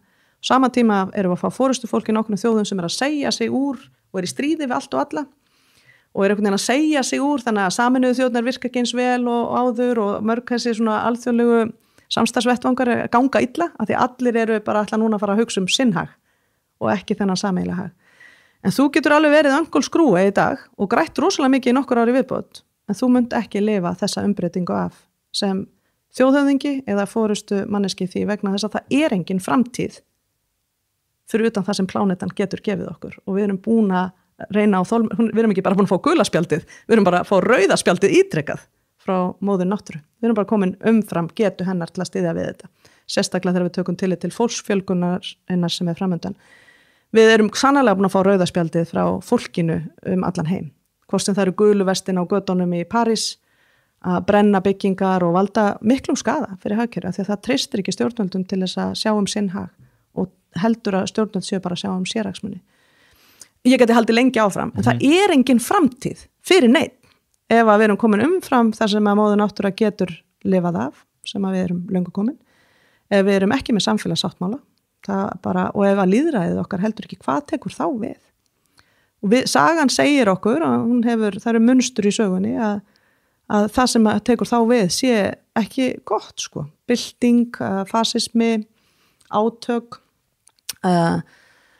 já, fyrir utan bara allt þetta augljósa, ef okkur tekst að forðast það, þá vatnsskortur, matarskortur, brjálæð veður sem að skemma ótrúlega hluti og milljónir manns undir vatn og þurrkar sem að gera ennþá fleiri flóttamenn, við höldum að við séum með vandamáli kringum flóttamenn núna, við erum bara rétt byrjað að sjá byrjunin á því.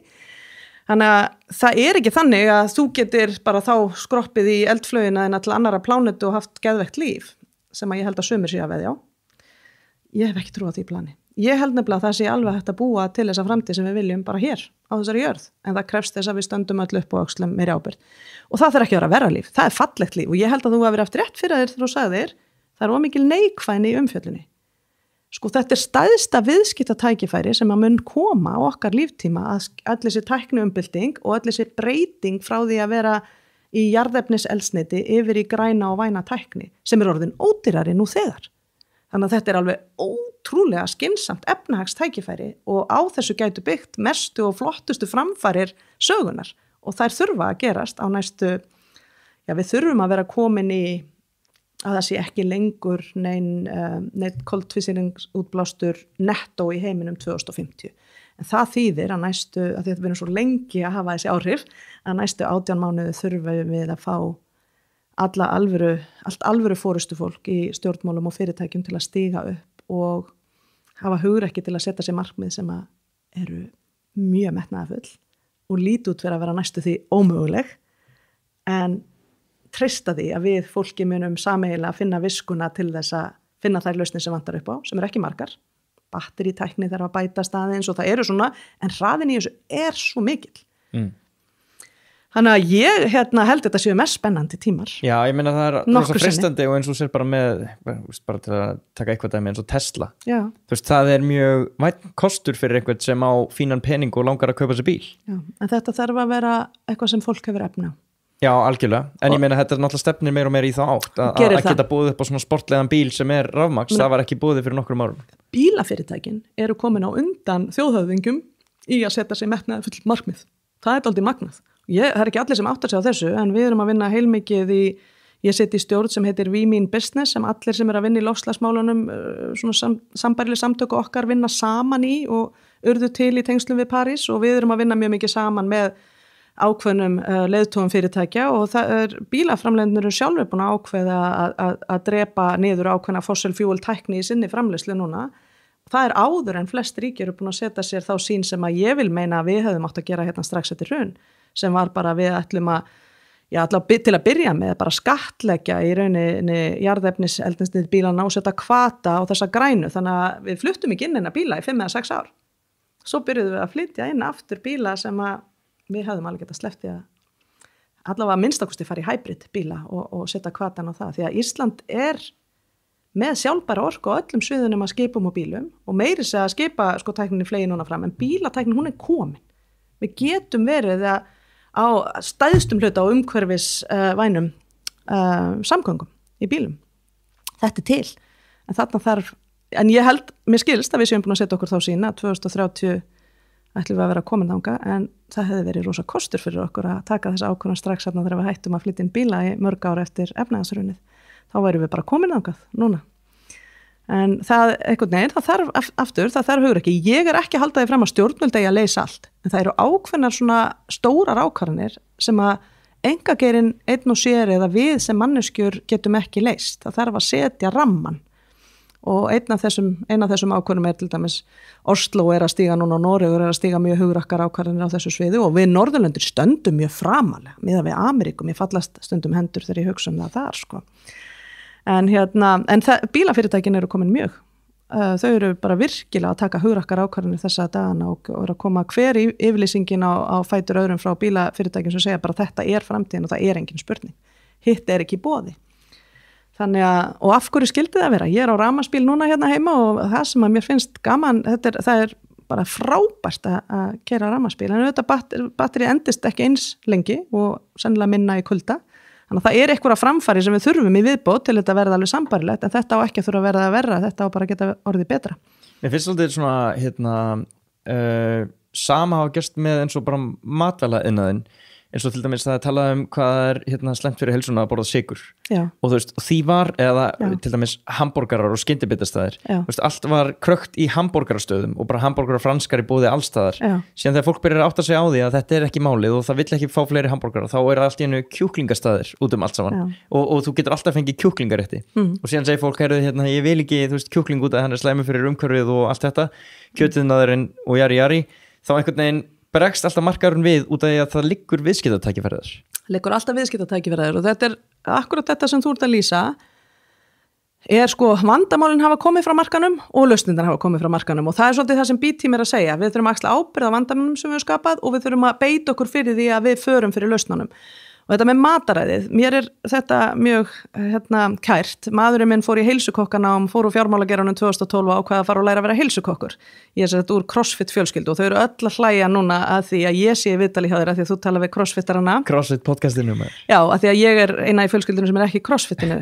En þau, sko, þannig að við höfum svona reynt að bara verða betri og betri að borða heilbrigt og ég persónulega aðhyllist eiginlega svona hóf í öllu.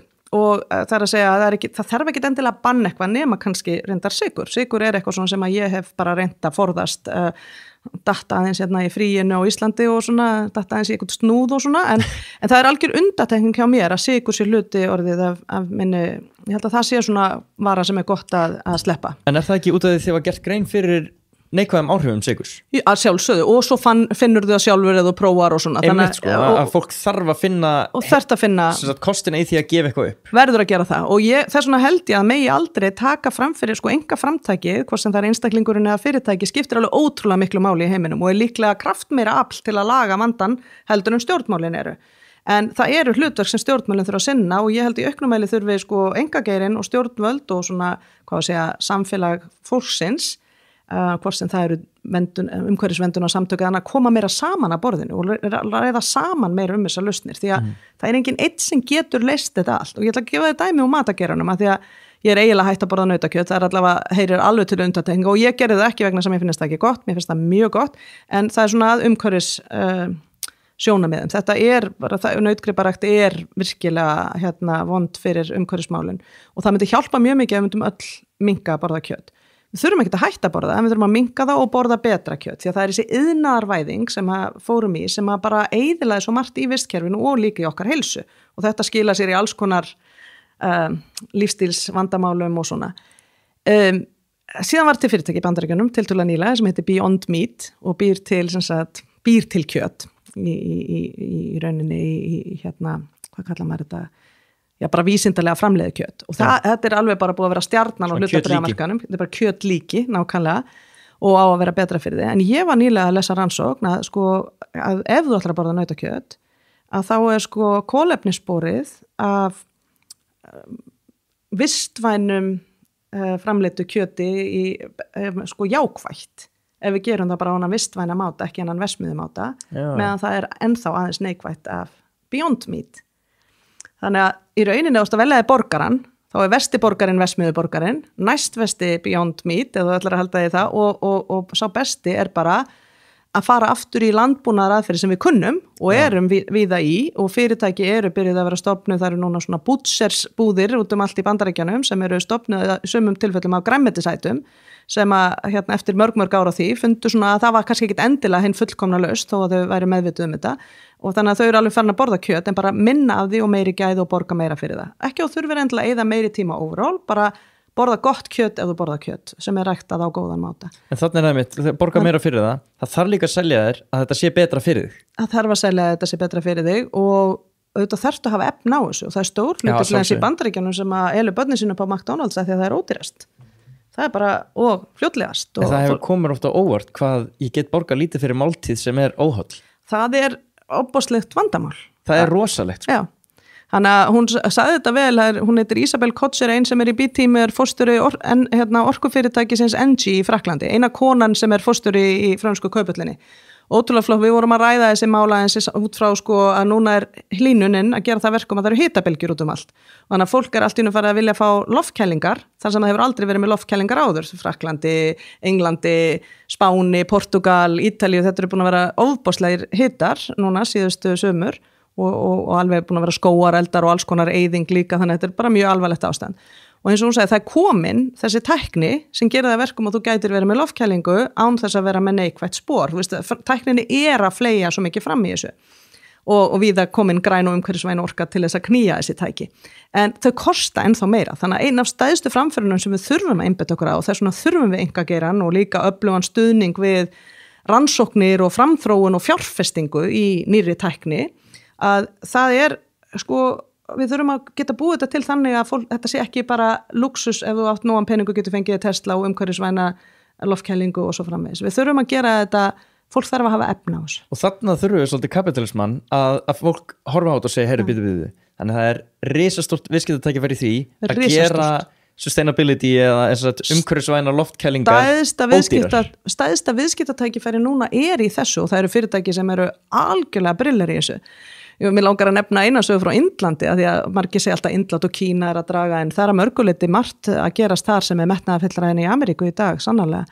Í Indlandi forstjóri iðnaðarfyrirtæki, stór iðnaðarfyrirtæki sem satt á fundi með okkur síðasta haust og við vorum að reyna að fá hann til þess að starfa með okkur við erum með verkefni sem heitir Net Zero sem eru svona fyrirtæki sem ákveða 2050 ætla þau ekki vera með neitt kolefnisspor og eru bara að vinna í því þó þau veit ekki alveg hvernig þau ætli þangað, þau eru bara búin að setja sér þetta markmið og öll B-team fyrirtækin meira og minn að reyna að gera þetta og þetta þýðir í rauninni að heimurinn getur þá ennþá ekki hlýnaðu meira en 1,5 gráðu eða eins og Mary Robinson segir alltaf á ensku og Kristjana 1.5 to stay alive. Því að meira en 1,5 gráða hræðilegt. Það strax alvarlegar afleiðingar við 1,5 en núna erum við kannski í svona 3,3. Það kurvan sem við erum á núna. Bara við áttum okkur á hvað áskorun rosalega stór, hvað við erum komið með rauðaspjaldið mörgum sinnum og höldum samt áfram. Og hún hefur ekkert minka, hún heldur áfram að auka slínunin. Þannig að allavega þetta eru flott fyrirtæki. Þessi fórstjóri, hann sagði sko, hann byrjaði eitthvað aðeins að gera eitthvað svona grænt og vænt til að hafa svona eitthvað í áskýrslunni. Bara geta sagt frá einhverju svona. Einmitt. Svo bara gekk þetta aldrei vel. Þannig að hann kvöldur að borða heima einu sinni og segir sko, já þetta bara gangar rosalega vel. Við gerum þessar ramashjól og þau bara að seljast rosa vel. Og þá segir dóttir hans við hann, dætunar aftur, það eru svo mikilvægur þessar dætur. Hún horfir á hann og segir, pabbi, ég svo stolt að þér. Því hann með iðnaðar fyrirtæki sem með mjög mikið að mengandi starf sem svo flott úr sér að gera þetta og við erum svo ánægð með því. Hann rifnar allir upp og ákveður að fara að gera eins meira og svo sagði hann bara við okkur hann í september í fyrra 60% af vextinu mínum núna að koma frá öllu þessu nýja sem ég að gera sem umhverfisvænt. Þannig að núna hann bara alvarlega að hugsa að verða Net Zero leiðtogi og bara að sjá að þarna liggja brjálu viðskiptatækifæri. Þetta það sem hreyfði við honum, viðskiptatækifærið. Við erum með forstjóra tryggingafyrirtækis Allianz sem stýrir mestu eignum tryggingafyrirtækja í Evrópu út allan heim. Hann fjárfestir ekki lengur með fjárfestingarhlutana sinnum rekstri í kólum, engu sem að byggja á kólum, af því að hann segir bara sá business, hann bara verða ónýtur, þannig að ég get ekki fengið framtíðar arðsemi með þessu. Og hann hættur að tryggja oljufyrirtæki, af því að hann segir bara, ég get ekki tryggt þau, þú veist það tjóni sem þau eru að valda, ég get ekki, það ekki hægt að rekna þetta út. Og þetta eru mjög hugrakkar ákvarðanir í fjármálageiranum sem hann búin að taka og mjög fáir aðrir sem eru að fylgja honum, þó margir séu svona aðeins að byrja að vakna upp og segja, eigum við kannski hafa hugrakki til þess að taka svona ákvarðanir, því að og hann segir alveg hyggstalaust að dóttir sín hafi haft mjög mikil áhrif á sig og það það sem ég kalla, þannig að hann sko byrjar á að meta áhættuna og þess vegna hann að breyta hegðun sinni. Þannig að þú getur tekið þessa ákvörðuna því að það viðskiptatækifæri, þú getur tekið þessa ákvörðuna því að það áhætta að gera það ekki, en svo getur þú tekið þessa ákvörðun fyrir móralskar ástæður sem að því að dóttir þín eða næsta kynslóð eða ábyrgðarkennd þín eða þitt siðferði gerir það verkum að þú vilt geta sofið á nóttunni, þú vilt geta vaknað á móttan og sagt ég ekki að skemma heiminn, ég að vinna hægt og bítandi því að laga það sem búið að vera rangt og það gerir heiminn betri, ekki verri, ekki síðri, þetta þarf ekki að snúast einhverja naumhyggju en við þurfum að neyta minna, þurfum að borða minna en það líka fyrir heilsufarslegar ástæður. Já, einmitt. Það sterkur sölupunktur í þessu. Já, þannig að það geta verið margar ástæður hvernig þú fer að stá og mín reynsla þegar kemur á forstjórum fyrirtækja að þá nærðu þessum sem eru sko erfiðastir á áhættunni og nær þessum sem eru framsýnastir á viðskipta svona rökunum, þú ferði yfir viðskiptarökin og þú nærð þeim sem að gera mest með móralsku rökunum. Það að segja, ef þú nærð þeim þangað, ef þú nærð að fara í samtalið hvernig útskýrir þú fyrir næstu kynslóð hvað þú ert að gera sem forstjóri oljufyrirtækis og ef þú nærð þeim til að byrja að hugsa aðeins í tengslu við næstu kynslóð nemendurnar sem eru komnir í verkföll af því að þeir segja að það krísa og þú ert ekki að gera neitt ef þú nærð þeim þangað það stundum svolítið erfitt og þú þarft ofta að taka þetta svolítið eins og tröppur, fyrst að tala áhættuna og svo að tala viðskiptatækifærið og svo en þeirra móralska svona keisi dettur inn, þeirra siðferðist þeirra þinn innri áttaviti dettur inn og þú hlustar á þína eigin innri rödd og ekki bara það sem að markaðurinn kallar eftir til þess að þú aukir arðsemina nógu mikið næsta ársfjórðung þá verður leiðtogi. Þá verður leiðtogi og þá fyrir að gera hluti sem eru langt út fyrir þægindaramann en ánægjan eykst þeimun hraðar. Það magna. þar liggur framtíðin held ég. Þetta magnað dæmi. Ég vil eftir vel að þér í þessu maður. Nei, ég bara rétt að byrja að læra. Nú er það? Já, það mikið ennþá að læra, en ég hef lært ofboðslega mikið allæfi, en síðasta ár líklega samanlagt meira en okkur svona áður. En mér samt líka svona, þú veist, hvernig þú kemur þessu öll orðið, þú ert augljóslega búin að, þú ert ekki að koma með neina nýjar pælingar hérna, þú ert augljóslega búin að fara í gegnum þetta sjálf í hausnum og áttað á því hvað þú ert að segja. Ég náttúrulega vinn við þetta í dag, ég held margar ræður í hverju viku og á mörg samtöl, hvort sem það svona milli tveggja eða við gerum mjög mikið að því og trúum dálítið á aðferðina að fáum kannski 1 eða 2 B-team leiðtoga til að setjast niður með 10 leiðtogum sem eru ekki komnir á þessa línu. Og setjum ég kalli þetta be brave fast, það er svona breakfast en það sem að hugsunin vertu hugur ekkur rætt og við reynum að setja eitthvað eitt mál fyrir í svoleiðis og oft það loftslagsmálin en við erum líka núna, við tókum fyrir kynbundið ofbeldi, forstjóri stærsta tískufyrirtæki sem heimi að boða forstjóra úr sínum geira til að tala kynbundið ofbeldi því að það gríðarlega mikil bæði þrælanotkun og ofbeldi í rauninni hjá byrgjum sumra fyrirtæki og það það sem að mjög mörg fyrirtæki eru farin að gera, þau eru ekki lengur bara að reyna að breyta sér, þau eru farin að horfa á alla byrgjana sína og setja auknar kröfur á þá að vera að starfa á máta sem ekki með þrælahald, ég meina við höfum öll heyrt sögur af verksmiðju gólfum sem að bregðast og þúsundir manns deyja, aðstæður sem eru bara ómanneskjulegar að eiga sér stað til þess að við getum keypt okkur ódýran ból, það bara staðreynd.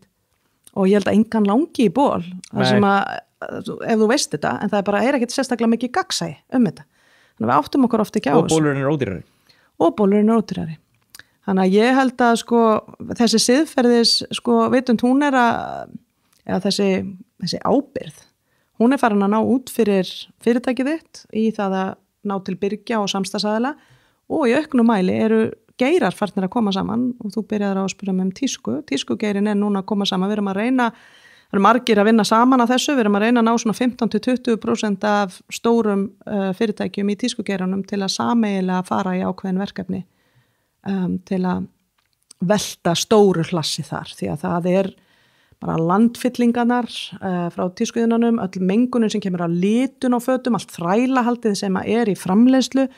Þetta eru hlutir sem að flestar eðlilegar manneskjur myndu missa lista á að kaupa föt ef að þau vissu þetta allt. Þannig að það margt ofboðslega jákvætt að gerast og einkageirinn ekki síst í fararbroti. Þannig að ég sit í mörgum svona aðstöðum og auðvitað bara alltaf að læra nýja geira, nýja hluta heimsins, fara dýpra í þessi málefni.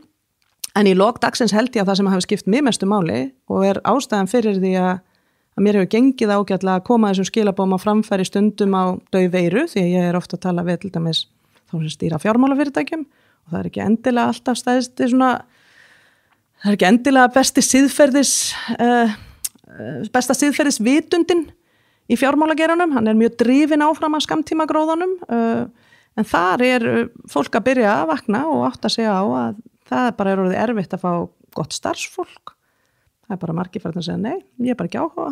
Já, ég meina það líka bara mjög töff að vera bara hátt settur og hefur náða langt í þessum skammtímagróðapælingum og verið bara, nei, við erum búin að snúa við. Ég held að það sé að snúast við og ég held að það sé ekki bara spurningum eitthvað tísku, ég held bara að meðvitund okkar algjörlega. Að aukast allra og ég held að þetta sé bara ekkit rosalega smart í dag að ég ógeðslega ríkur eða ógeðslega rík en allt sem ég geri að valda einhverju tjóni mér persónulega finnst þetta ekki smart og en ég ekkit að ég hef enga þörf fyrir að setja minn móralska kompass á aðra. Nei, en ég hef mjög mikla þörf til að hvetja fólk til þess að finna sinn. Það líka óþægilegt þegar að þið finnst að vera neyða einhverjum svona bara og gengur ekki upp. Ég held að þetta kemur ekki, lagasetning getur hreyft við hlutum og við munum þurfa lagasetningu kringum einhverja hluti til að breyta þeim. Bara eins og við gerðum í kringum tóbakið og þú veist, það munum koma svona nýjir hlutir sem okkur síðan ekki góður og við munum stundum þurfa að hafa lýðheilsu áhrif og setja hlutum og sérstaklega í stórum málum eins og loftslagsmálunum held ég að það sé alveg ljóst. Ég hef á síðkasti verið að ræða svolítið og ég ekki að segja að ég komið langt með þetta til dæmis hvað eðlilegt að hlutfall launa forstjóra og lægstlaunastæða meðallauna starfsmanna sé. Að því að ég lærði ég sérhæði mig, ég lærði viðskiptafræði í Bandaríkjunum og sérhæði mig í mannauðsstjórnun og eitt af þeim sem þú læri þá heilmikið eru compensation practices eða hvernig þú byggir upp launa og hvatakerfi og allt það.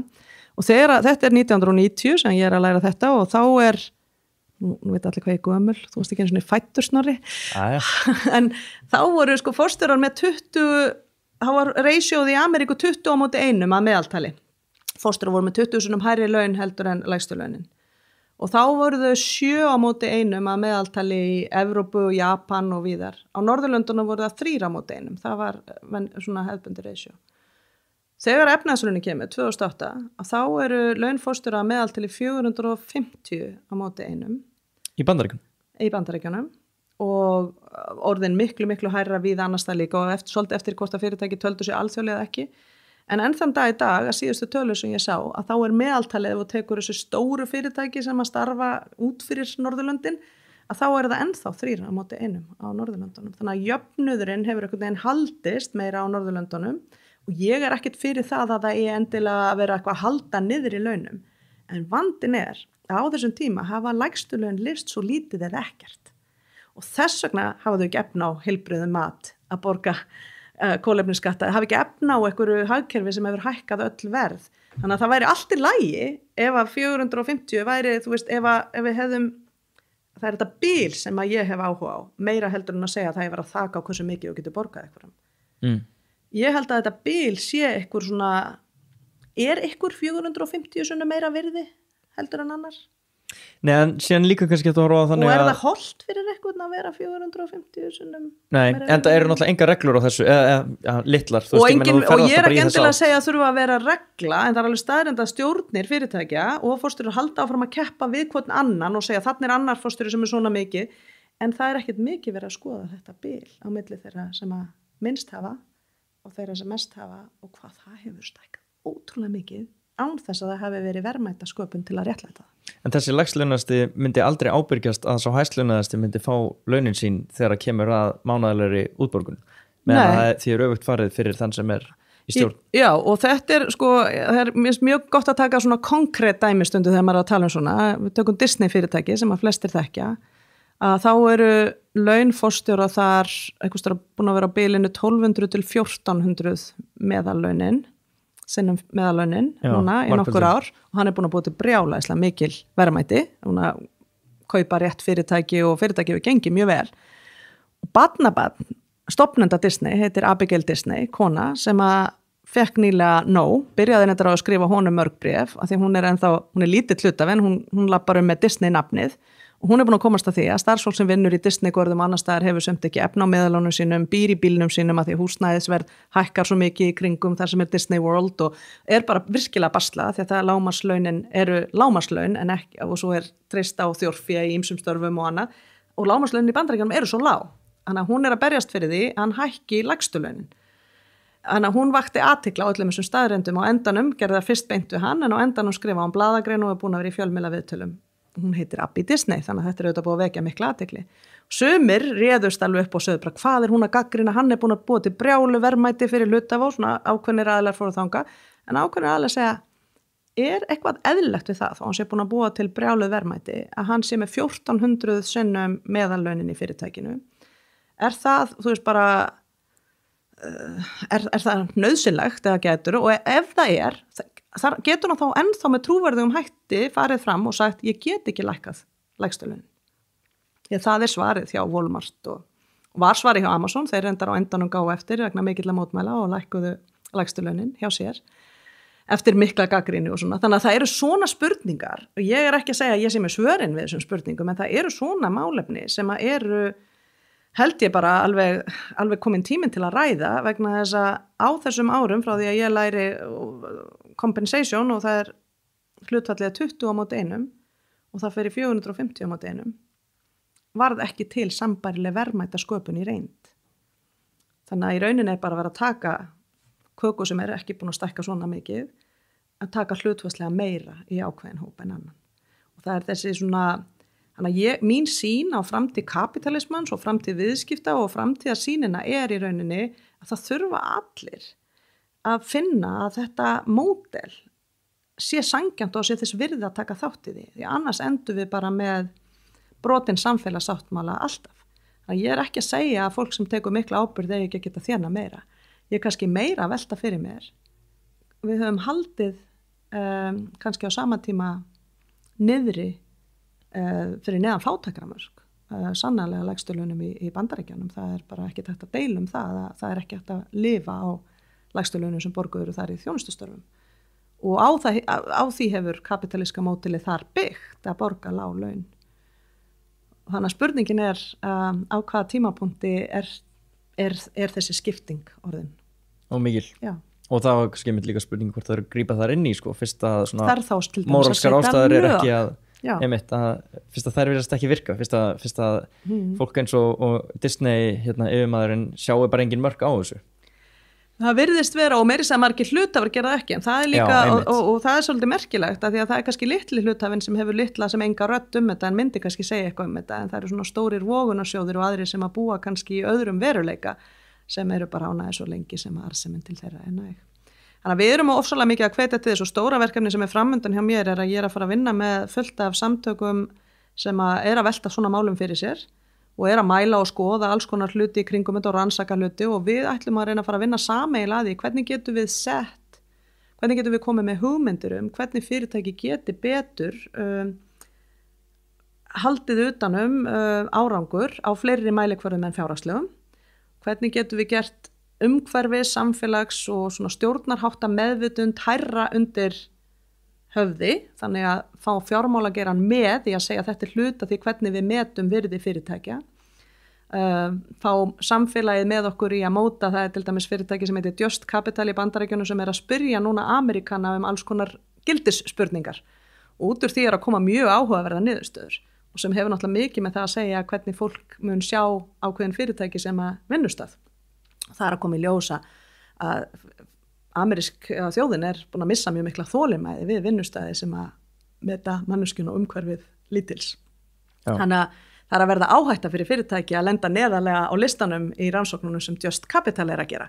Þannig að við erum að binda okkur saman nokkur svona samtök og erum að taka þessa stóru umræðu hvernig getum við hjálpað kapitalismanum að virka fyrir alla. Því að kapitalismin er ennþá á okkar mati besta tólið en hann verður bara að virka betur því annars erum við að fara að fá einhvers konar breytingar sem að kannski eru okkur ekki jafn mikið til heilla. Já, ég er mjög sammála út að ég þoli ekki þegar fólk ræðist sko beint í kapitalisman út að vissulega hann að koma okkur á í neikvæða átt að einhverju leiti en hann kom okkur líka mjög langt. Hann er bara búin að vera grundvalla forsenda framfara. Já, einmitt. Þannig að við viljum bara að geti virka fyrir alla, það er sýnin og þetta er kannski frá því að fara sko úr unconscious capitalism í conscious capitalism. Já, einmitt. Eitthvað svona hybrid eða inclusive capitalism. Þannig að sko við setjum okkur sjálf helst einhver viðmið til þess að það verði meiri sátt og samfélagssáttmáli það. En þannig að þetta, og það er risastórt verkefni, þannig að enn á nýja er ég búin að velja mér að taka eitthvað verkefni sem er stærra heldur en ég ræð við og sannarlega ein og sér, en gaman. Og þannig að mér finnst, ég vakna allavega á morgnan og finnst þetta þess virði að taka umræðan þetta og reyna að sjá hvernig okkur miðar áfram. Og hef þá trú að ef okkur lánast að gera þetta, þá sé framtíðin björt. Fyrir alla. Þetta er lístum vel á. Ætlar að enda þetta á einhverjum skilabúðum til áttavita lausra úlinga í símanum með veip í hægri hendinni og veit ekkert hvert þeir að fara? Já, er það aðal hlustendahópurinn? Nei, ég segi bara svona alveg gera út af við þau þá.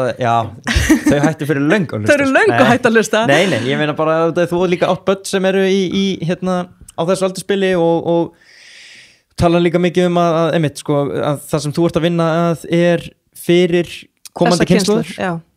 Já, ég held að skilaboðin mín séu kannski að sama með og ég hef verið að segja að sko það er ekki skynsamlegt að bíða eftir að aðrir leysi áskoranirnar sem maður stendur frammi fyrir í eigin lífi eða í heiminum í heild sinni. Við erum öll með eitthvað getu til að hafa jákvæð áhrif. Það byrjar með hvernig við notum veskið okkar, hvernig við neytum og hvernig við borðum, hvernig við hugsum okkur sjálf, hjá hverjum við vinnum, við hverja við eigum viðskipti. Við höfum öll alveg heilmikla getu bara og þurfum ekki að breyta miklu til að verða meðvitaði neytendur og hafa jákvæð áhrif. Og það mun hafa margföld áhrif á bara okkar eigin heilsu, andlega sem líkamlega að gera það, því að það alveg staðreynd að flestum virðist okkur líða best þegar við náum að lifa og vinna í takt við eigin gildi.